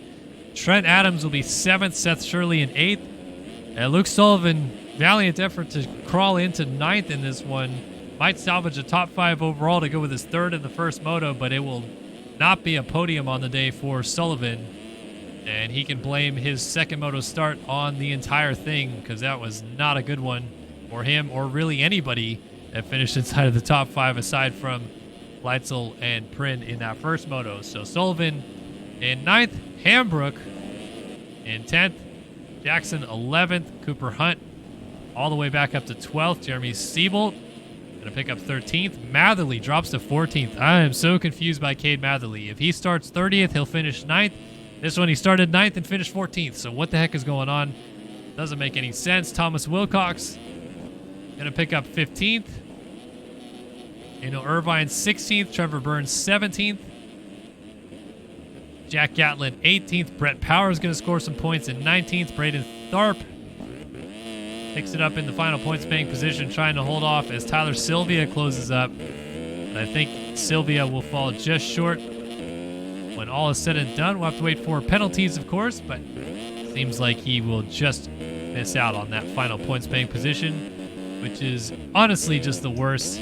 Always sucks to race a 30-minute moto and be the first guy to not score points, but still a good ride for Sylvia to end up in this one with a 21st. Jeff Cooper will be 22nd. Bodie Parker a lap down in 23rd. Carson West, Blowers, Bull, Irwin, Holt, Spicer, Cochran, Stevenson, and McLaughlin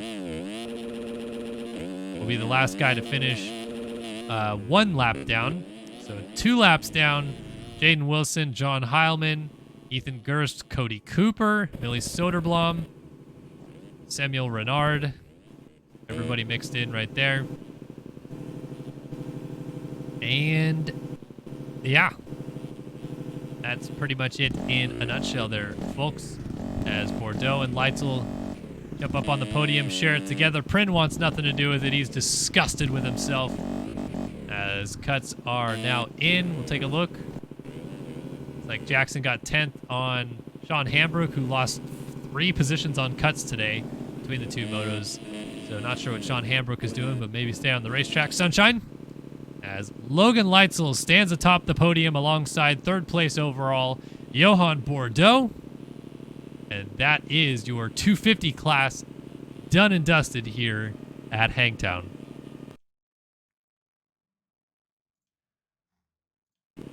So the 450 class, moto number 2 coming up next. We'll remind you guys of those finishing orders in just a moment, but of course Logan Leitzel celebrating his podium here tonight. Looks like his teammate 117 machine jumping up on the podium with him. That's Jeff Cooper. There's Bordeaux again. Everybody just kind of hanging out, having a good time. And man, terrific battle there in that moto. That was a lot of fun to watch.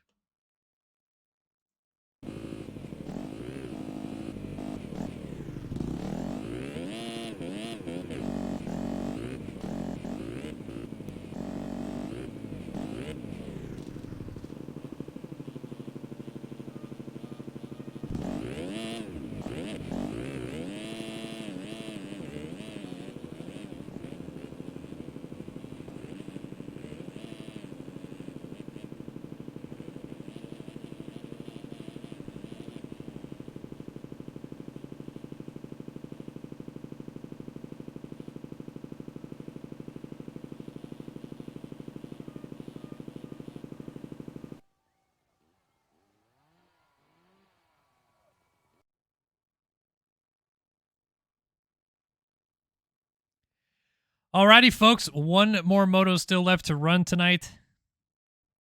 And yet another overall winner will be crowned. Payson Johnson, your winner of the first moto, coming into this one with all the momentum and the red plate, just like Logan Leitzel in the 250 class.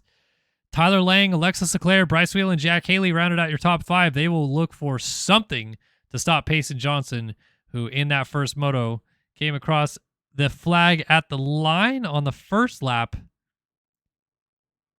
in, well, 10th place. But the first time we saw him, he was in about 17th, made quite a few passes early on. But even so, first lap of the race in the first moto was Whelan, Carter, Lang, Blakely, Leclerc, Julian Ory, Chase Donovan, Austin Bear, Luke Magnetti, and then Payson Johnson. And he passed all of those guys, which is a pretty talented list of dudes.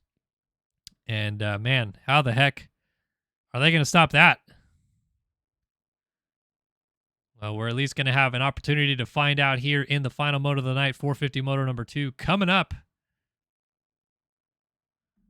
And apologies, I just noticed that there's 2 overlays stacked on top of each other, but we should be good to go there.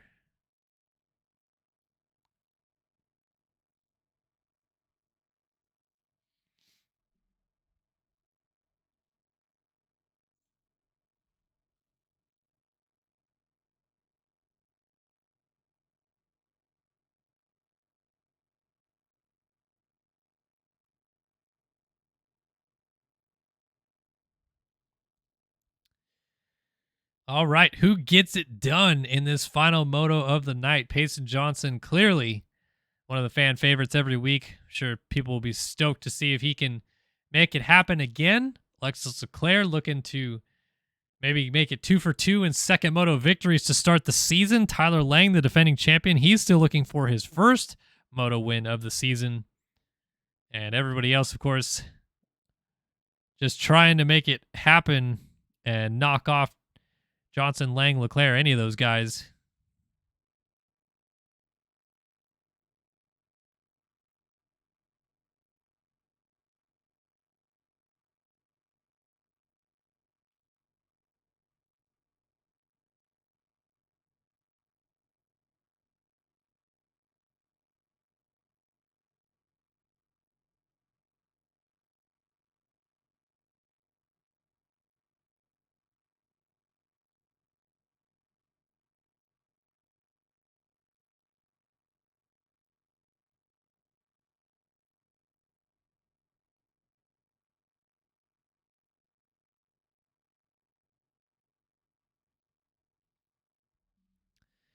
All righty, ladies and gentlemen, boys and girls, we are loaded in. Just going to have to get a quick Disco Rico.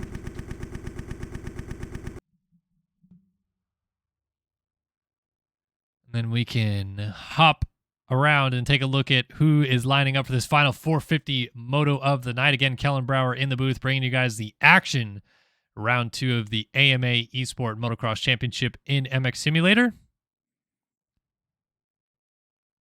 We've had 2 consolation races and 3 motos ran, and there's 1 moto left to go. Pablo Vial on the line, Colby Eaglin, Johnny Padani, Tyler Lang, Caleb Hall, Dakota French, Matthias Janis, Braden Carter, Anthony Pichon, Jay Turner, Rogan McIntosh, Austin Baer, Devin Davis, Luke Magnetti, Chase Donovan, Adam Holm, Chris Post, Reno Brennan, Dennis Fjellberg, Caden Speck, James Ohashi, Ashton Rakowski, Julian Ori, Brandon Larson, Robert Wilson, Kevin Frizaka, Kyle Robb, Bryce Whelan, Daniel Mills, Alexis Leclerc, Chase Blakely, Reed McYoung, Brendan Castellaneta, Jack Haley, and Bob Joe going to the line for the final moto of the day at Hangtown. Who gets it done? Can Johnson do it again?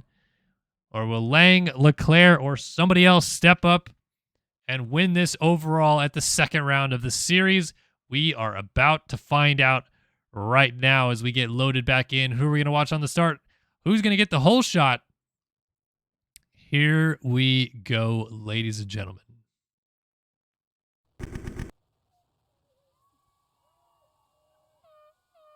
Who should we watch here? Devin Davis might be a good one. As we get that timer going. Dylan Smith there, kind of in the middle. Pablo Vial for Zaka. Daniel Mills might be a good one. Let's see. Daniel Mills as we drop the gate in 450 Moto 2. Wow, a lot of people jumped. And I see Eaglin's definitely buried. Lang let him into the corner first. Does he come out first? No, he got pushed a little bit wide. Luke Magnetti with the Studio 8 Whole Shot Award. I think that was Jack Haley that got stood up in the second corner. There's a little bit of a pileup that maybe has caused a little bit of chaos. But it's Magnetti who leads, Carter second, Blakely third around the outside, Lang comes through in fourth.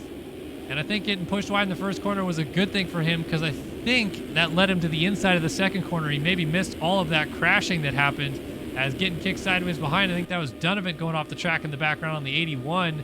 Trying to see, I don't see Johnson just yet as everybody tries to fight for these early positions and they all chase Luke Magnetti. So it was Haley who was down. He's down in 25th. He's buried in the field. Colby Eaglin, a bad start as well for the 24. He's back there trying to keep tabs on who else we see down the order. Matthias Janis, not a good start. Ashton Rakowski's buried. Aiden Speck. Pablo Vial. No luck for Vial tonight after a pretty solid week last week. Dennis Fjellberg and Dakota French looks like they are both already out of this race. Unfortunate for them. Oh, Magnetti, a little hook in that corner. Got him a little bit sideways through there, but a nice job of collecting it back underneath of him. But Braden Carter's trying to go to the race lead on the 9, and he almost got it right there. Scrub over this double to the back. Johnson 9th early on in this one, and already looks like he's up to 8th. Leclerc in 11th. But once again, heavy hitters out front as Carter blows the corner. Teammate Tyler Lang trying to make the pass. Pulls up alongside. Outside move for Lang. Gets it done, and Carter short on the step up. Blakely closes in.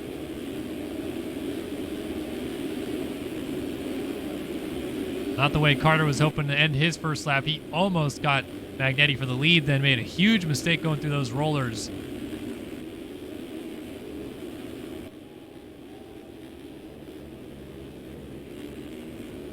Let's go back a little bit as Magnetti leads the first lap of the race.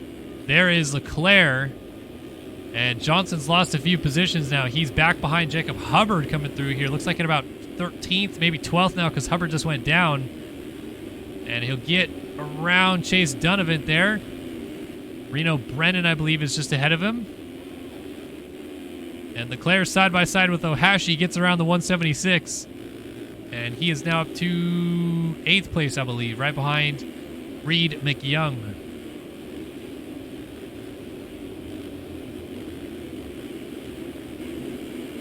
Good little first couple, I guess basically full lap for Leclerc to recover. I believe he was one of the guys that got caught up in that Jack Haley melee through the second turn. And that was just a lot of guys coming together in a space that was a little bit too tight for all of them to fit. One rider gets sent sideways across the track, and the rest just pile in more or less. But this man got through unscathed, and this could be huge news for Tyler Lang. Of course, Magnetti certainly has the skill set to win this moto, but I think if you're Lang right now, you're thinking, all right, here's a guy I could go up and pass and try to get a little bit of a gap established before pretty much all the other heavy hitters get here. And crucially, before Payson Johnson finds his way towards the front. Because the first moto, seems like Johnson maybe got to those guys too quickly for them to have any sort of gap established. They're too busy battling amongst each other.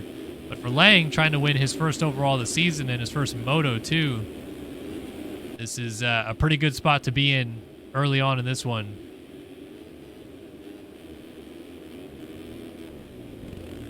So jumping up to the top of the hill, just right there behind the 19 of Luke Magnetti. So close.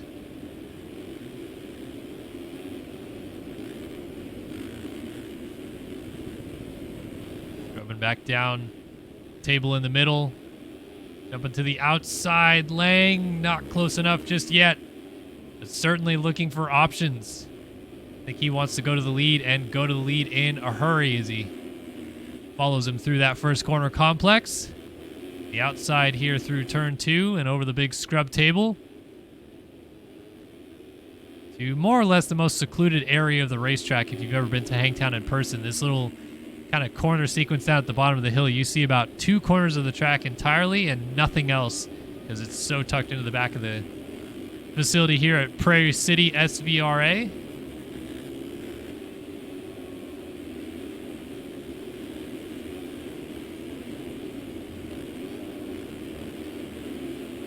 Magnetti now opening up a slight advantage on Lang. It's still close, but maybe a little bit more stretched out than it was. Carter still third with Blakely just all over him in fourth. And this is the best we've seen of Chase Blakely this year. Former, I think, a 2-time winner in the 450 class here. So knows how to get these race victories done, but it's been a couple years now. I think the last time was maybe 2019 we saw Blakely on the top step of the podium. It's been a while. But we'll see if he can run with the front runners here early. Kyle Robb in a good spot, and then Payson Johnson. So yeah, Johnson's coming. He's already gotten Leclerc. 15-4, just cut the racetrack. I don't know how he didn't front flip off of those tough blocks. But if you're Lang, hey, you got to get going. Johnson is not that far back there. And we have 24 minutes of racing still to go. Plus those 2 laps at the end. So, yeah, get a move on. Oh, well, that's not going to help. Huge swap going into the back. And that is going to be one of the lengthier fall-off crashes you'll see. He's probably going to get passed by Johnson. He's so far back there. So he'll get going and rejoin. Let's see where he rejoins the track. He's going to be ahead of Kyle Robb by the looks of it, but behind Leclerc. So, yeah, Johnson already went by. Wow. Tides have turned. And Magnetti now with a comfortable, yet not too large of a gap on Braden Carter, who's moved to second. Blakely's up to third, and Johnson already in fourth, with Leclerc trying to come with him. But if the first moto was any indication, I mean, this is pretty much about the time Johnson got to the front in the first moto after being in 17th and then 10th at the end of the first lap. And I mean, this is a carbon copy, really. He's doing the exact same thing. Not the best of starts. Worked his way forward. We saw him in, 9th place early on. He lost a couple positions, but immediately gained them all back. Now he's already into 4th place. He's only 10 seconds maybe behind the lead, and he's doing 2:14s like it's nobody's business. I mean, it's incredible.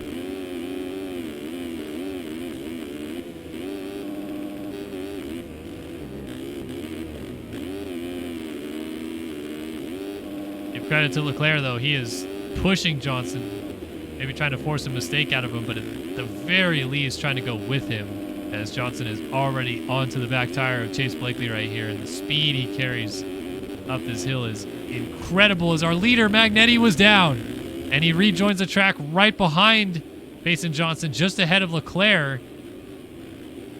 So Magnetti, who was down off the side of the track, loses the lead and drifts back to 4th, which means Braden Carter is now at the front of this field. And for Carter, this is going to be a pretty welcome sight for about a lap, if the first moto again was any indication, because the second Johnson can make this pass on Blakely, he is going to run some stupendously good lap.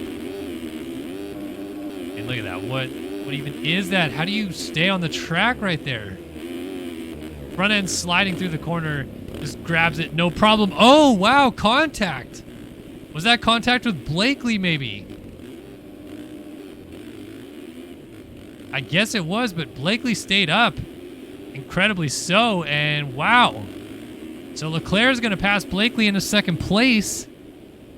And we have a whole new race, folks, with 20 minutes left on the clock. Carter leads from Leclerc and now Blakely, who will remain third, but lost a position in the process to Leclerc. Magnetti 4th, Johnson 5th, and Lang right behind him. In fact, they are amidst a little battle there for that 5th position, and I think Johnson just got back around Lang, if I remember correctly, when he rejoined the track.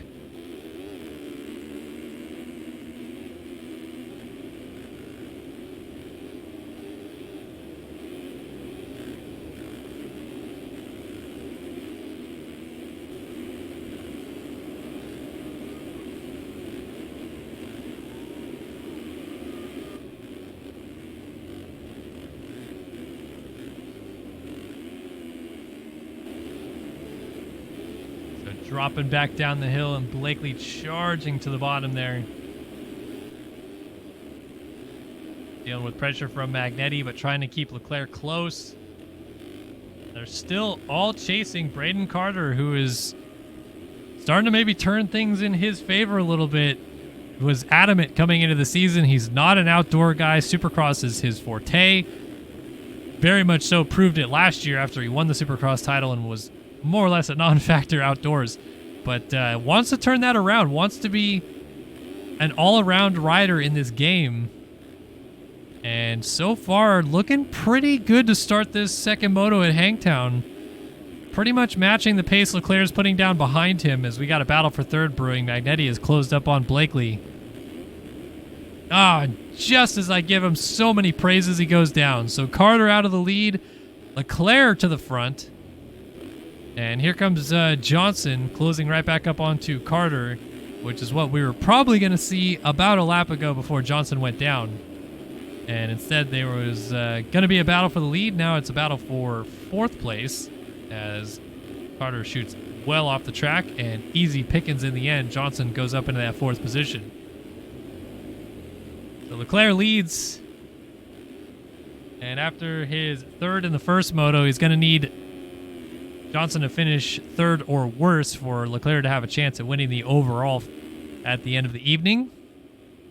But right now, he's obviously in the ideal position, just trying to win this moto and let everything unfold behind him. Here comes Payson Johnson, though, from 4th.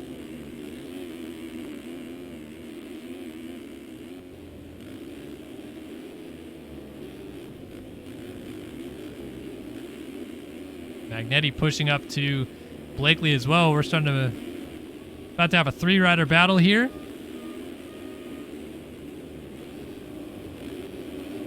And none of these guys are teammates. Even though it might look a little bit like they're on similar machinery, they are all on different programs. It means they have different teammates or team members helping them out, as Magnetti's going to shoot the outside, make that pass on Blakely. And Johnson, just immediately pounces on Blakely as well, around the outside no less, and up into 3rd place. So one more pass would be the overall win for Johnson. His 1-2 would beat anything that Leclerc is putting up right now.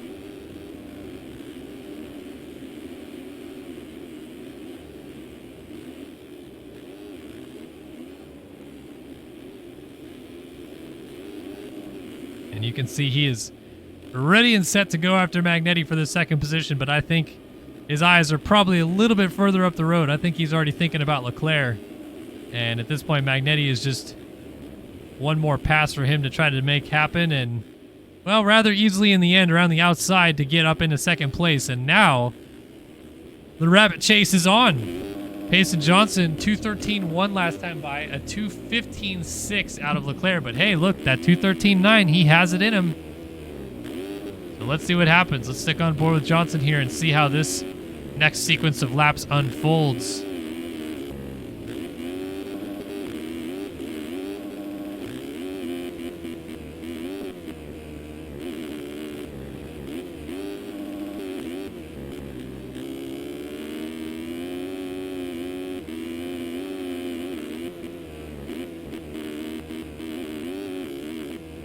Right about that 5-second gap, but I think Johnson's strong parts of the track are more when we get to those up and down sections, kind of the more hilliest part of the racetrack.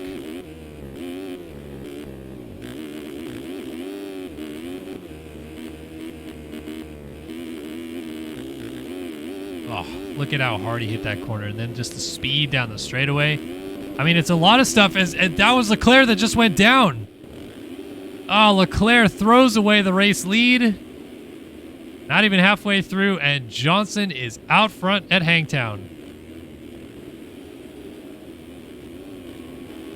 So is this a carbon copy of the first moto where Johnson takes off here at the front and never looks back, or are we going to see something happen, either a crash and a couple mistakes out of Johnson that cost him the win, or someone else coming up from behind to close the gap? I kind of doubt that second one, man. That's more like it right there, what I'm seeing out of Johnson. Those couple mistakes, those would make us a bit more of an interesting race. No slouch on Luke Magnetti, who's having a terrific ride in second, but I just don't think he nor Leclerc have the pace. Tyler Lang has been lurking back here in fourth place, but now Braden Carter rounding out the top five, and these guys are pretty much watching Johnson slip away into the distance. Blakely slipped back to sixth. Kyle Robb is seventh with Jack Haley right behind him. And second moto in a row, Jack Haley coming from outside of the points to try to get into the top five.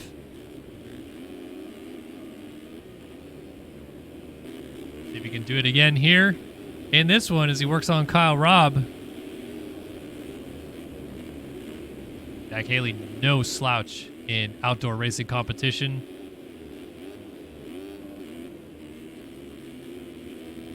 Though he has not won the 450 National Championship, he has won the 250 National Championship. And he's also won several 450 races as well. So comfortable position to catch the likes of Leclerc and Carter and all those guys as Blakely goes down into the mechanics area ahead of them. So Kyle Robb goes by. There goes Jack Haley. And it looks like that will be all at the moment. Oh, Carter was down in the first corner complex. I heard a bike at idle. Now Kyle Robb closes up on the number 9 machine.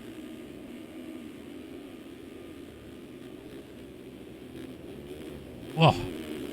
Little front end knife there coming into the corner, and Carter. Nice job to just kind of push through that, not go down.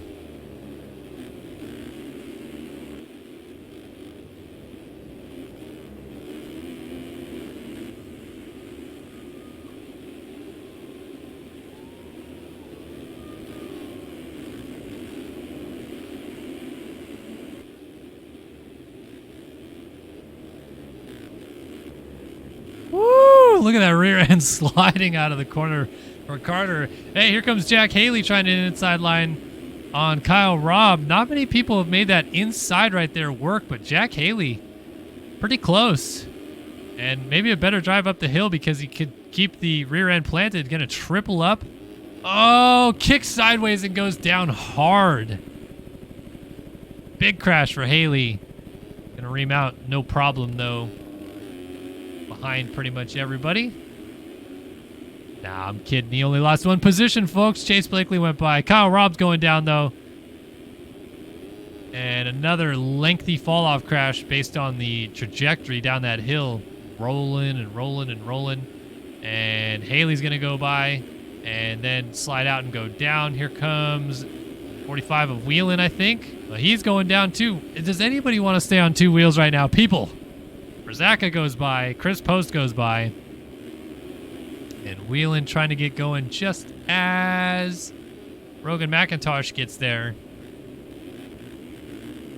And we're coming up to the final third of this second 450 moto. Bryce Wheelan down again. Yeesh. Colby Eaglin coming from way back now finds his way into, I think, the top 15 there.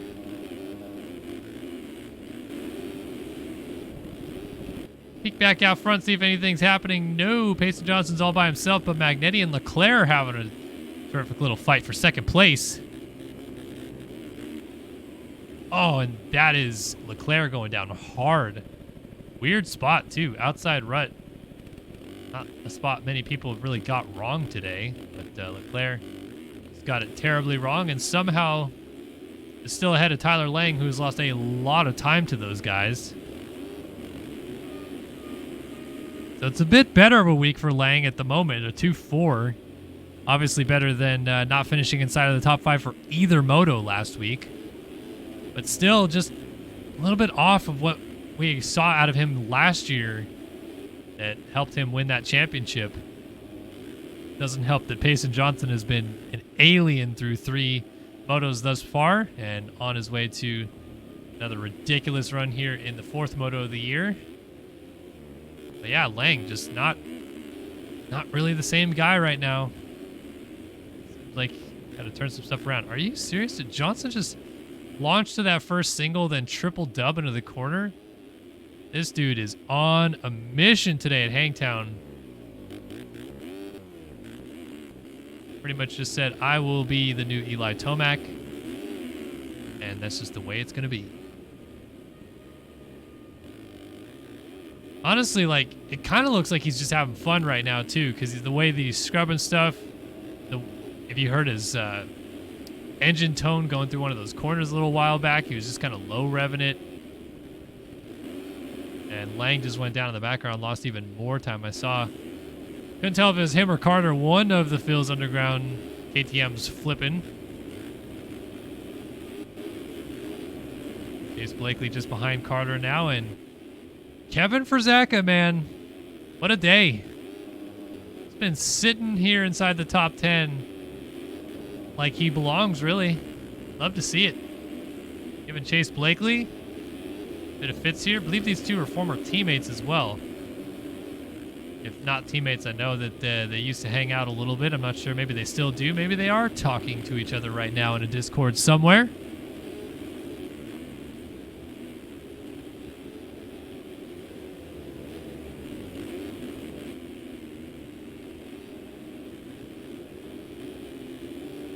That could definitely push in the pace onto Blakely a little bit. He's got Kyle Robb and then Colby Eaglin to worry about. Probably the best I've seen Colby Eaglin ride this year in the outdoors, at least.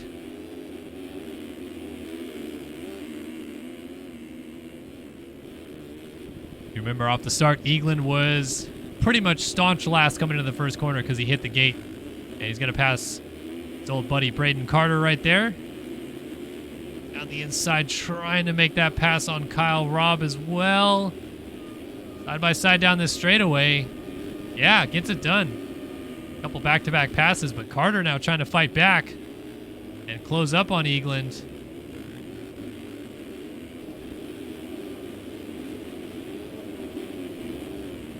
Oh, man, near contact.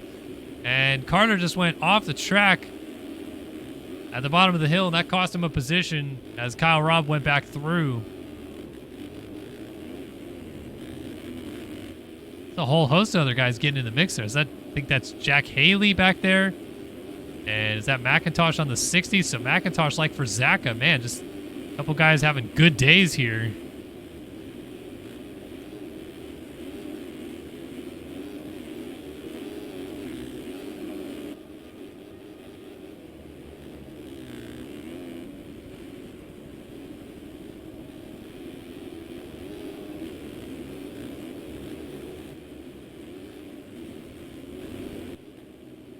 But they are all chasing this man, Payson Johnson. With the moto win in the first moto that really just looked maybe too easy from the position that he came from. And then, hey, he just said, I'll just do it again. It's like that meme of Goofy saying, well, I'll do it again. Literally just did it again. Started outside of the top 10. Got into the top 10 before the first lap was done. Methodically passed a bunch of people. Some of which, arguably, maybe even the greatest to ever play this game. And has just been pulling away ever since. This is impressive stuff. We know Payson Johnson's fast. We know that he has the talent to do this. And we saw many times in Supercross him flirt with rides like these. But also many times in Supercross he would crash late or have something happen that would throw an overall or the win away, I should say.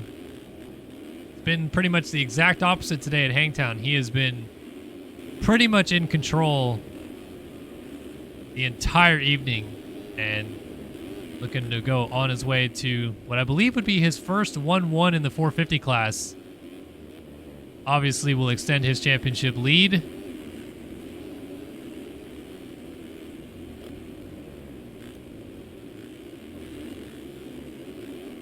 And just looking so comfortable out front, and as I say that, lays it down, but don't even ask me how he didn't fall off the bike right there. I have no idea. There are many things that these guys do that stump me these days. I raced professionally in this series for 6 years, and anytime I had a mistake like Johnson just had right there, I was off the bike. I have no idea how he stayed on two wheels. But hey, kudos to him. Hey, how about shout out to Luke Magnetti, though, who the first moto faded back a little bit, definitely had some pace early on, but this is 25 minutes into the moto, and he's still just 6 seconds behind Johnson.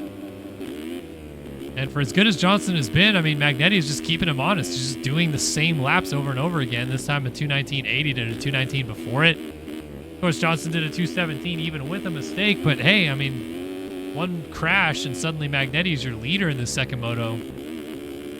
Good stuff out of Magnetti as well.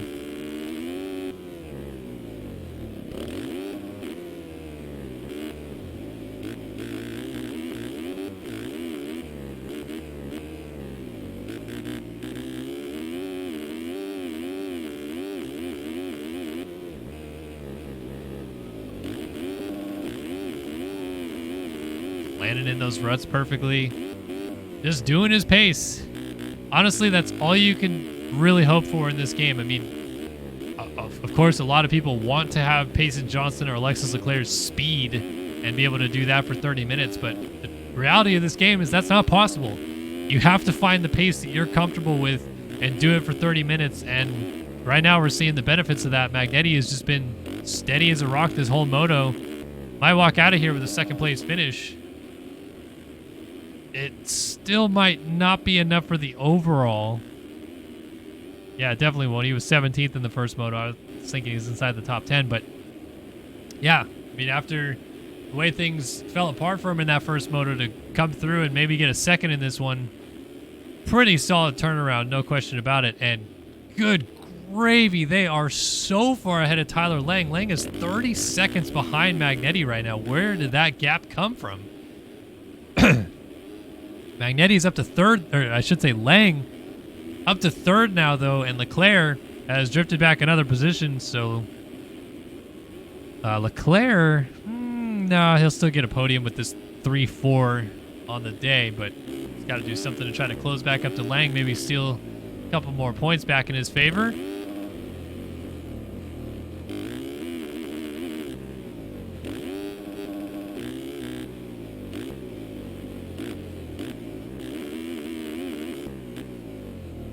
.5 seconds the gap. We know Leclerc has the speed in him to catch Tyler Lang right here.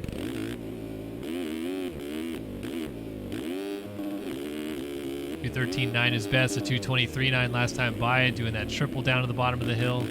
Just gets it slowed in time to make the inside rut. And, whoa, goes down.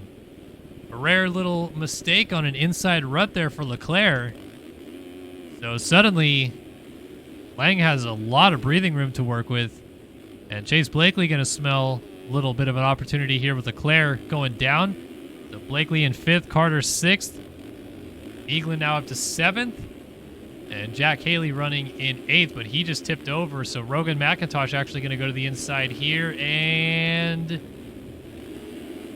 not make the pass just yet. Haley fights back to stay in 8th place.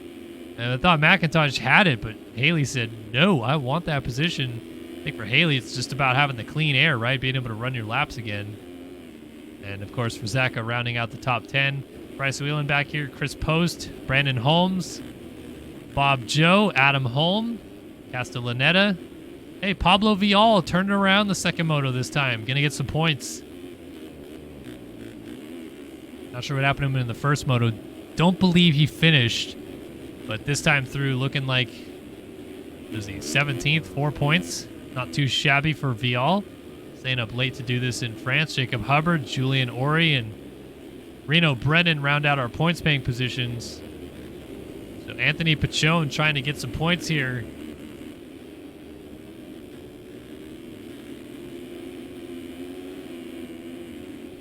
Got to go through Reno Brennan, Julian Ori.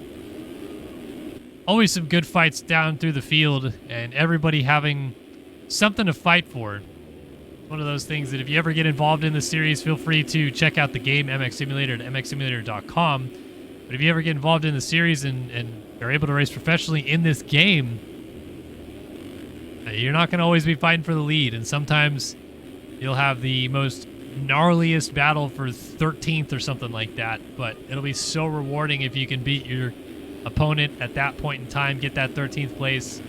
You look at it at the end of the night and you go, 13th, that kind of sucks. But man, the thrill of a battle always feels so good. And again, mxsimulator.com is where you can get started. Head over there and check out the game. If you want to get involved in the series, head over to Init Esports. That's INIT esports.gg. As Julian Ori goes up and over the berm, handing Anthony Pachone some points. He moves up into the final points paying position here at Hangtown. Back to Payson Johnson, 19-second lead, looking like second moto gap is going to be just about the same as the first moto, and I think now actually, man, it was probably really close again with the time expiring. I wish I would have gone up there and seen, but he's either about to come to the white flag or the 2-lap card depending on when he crossed the line, and I think it's going to be the white flag, but we'll see. Leclerc down again. Another little mistake like that, and Chase Blakely will be right there to get around the Frenchman. Leclerc's got to be careful. Somebody was down. I don't think it was T-Lang. No, it's the 46 machine right there, who just went a lap down to Leclerc. Was it the 96, excuse me, may have been... No, it was Robert Wilson. Yeah, I thought it was Robert Wilson. I just didn't want to say that specifically if it wasn't. Man, Rogan McIntosh closing up on Jack Haley right now. Terrific ride for the 60 here. Oh, and then a mistake. Loses a little bit of time right there. Great ride, though, for McIntosh today. Him and Kevin Frazaka. Those are the, for me, the impressive ones of the day. Of course, Payson Johnson, yeah, ridiculous, but these guys have really stood out to me for their performances, so kudos to them. Sandwich between a 450 Supercross champion and a 250 Supercross champion in Rogan McIntosh, and a couple guys that really know how to win. Not bad company to be with for the number 60 machine. Down to the closing stages of this one, though, and it looks like the 2-lap board was out for Payson Johnson. So, again, another long 450 moto going a little bit deep. But Johnson in cruise control out front at this point. Magnetti in second, Lang third, Leclerc fourth, Blakely, Haley, McIntosh, and then back to that McIntosh-Whelan battle that we were just taking a look at. Oh, Whelan in and out of the tough blocks, back onto the racetrack.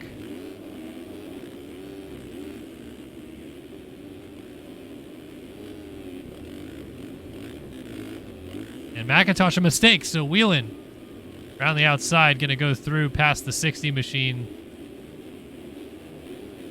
and up into, I believe, 8th position, correct? As Frizaka now closes up, trying to battle McIntosh for best impressing Kellen rider on the day. This is actually 7th that Whelan got out of McIntosh. And now these guys will battle for 8th. Doolies.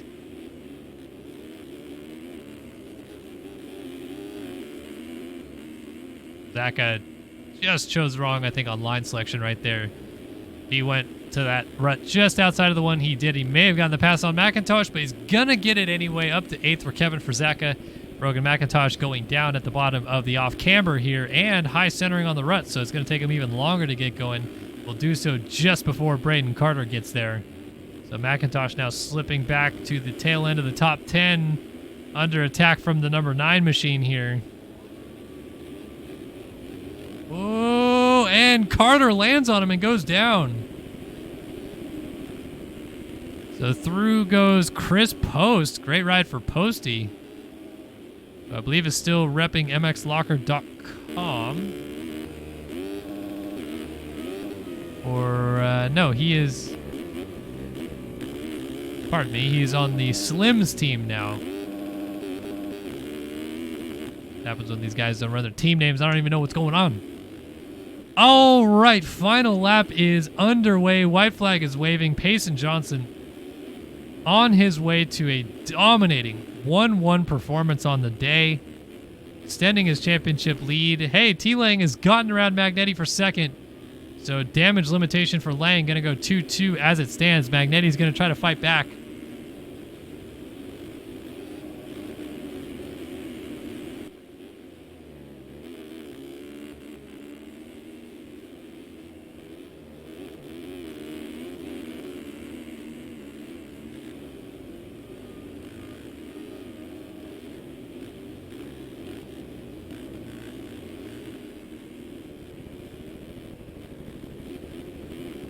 Rider down on the inside, but lapped rider as these two are battling for second, and they are not close to Payson Johnson. Magnetti really wants this second place back, though.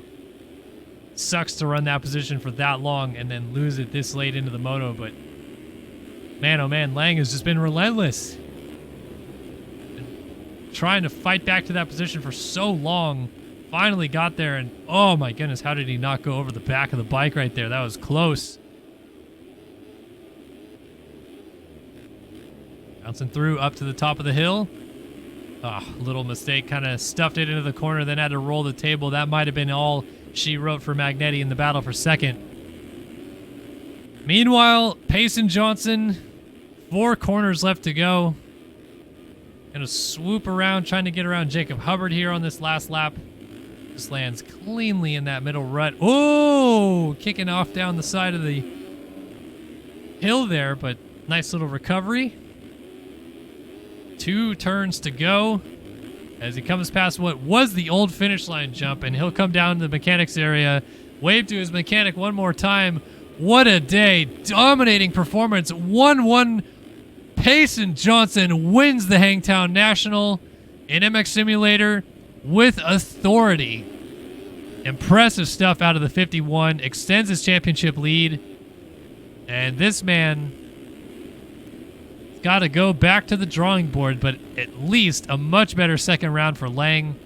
After a pretty abysmal first one by his standards, he'll come across, go 2-2 for second, damage limitation, and Magnetti will finish up the moto in third, but this man, Leclerc, will finish third overall. 3-4 gets it done for him.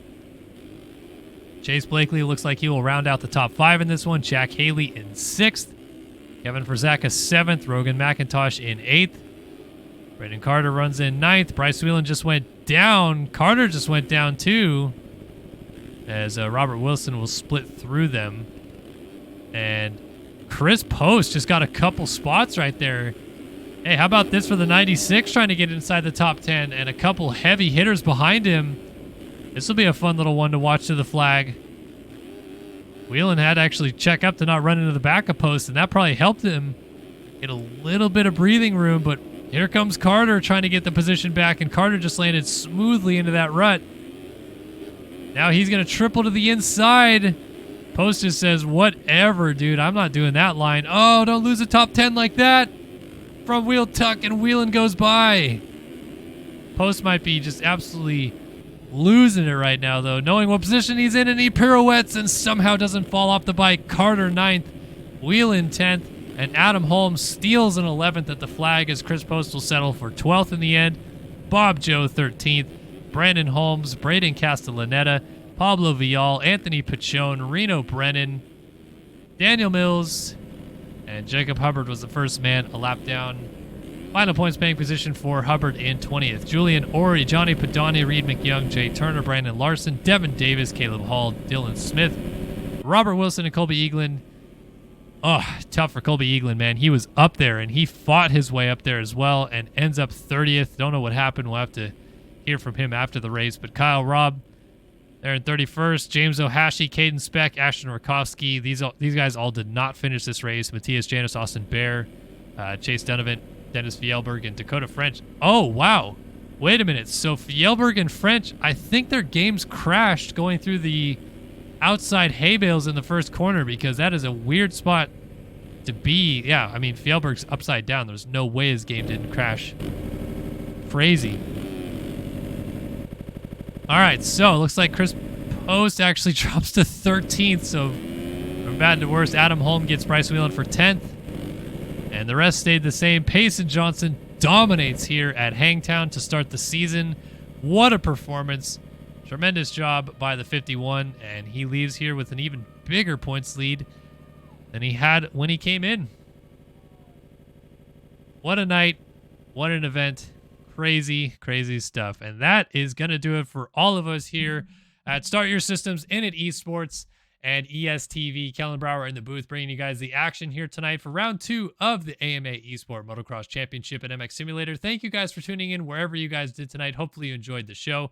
Appreciate it. And hopefully you had a fun time watching some MX Simulator racing as we carried you through the entire program. We'll be back same time, same place next week for the Thunder Valley MX Simulator National. We hope to see you guys there. Of course, a big shout out to In It Esports and Race Director Gaming for putting on this show for us this year, as well as ESTV coming on to broadcast the show as well. So thanks everybody that's been involved with the program so far in 2022.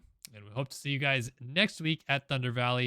I'm going to send you guys on your way for now, and we'll see you guys there in Colorado. So long for now.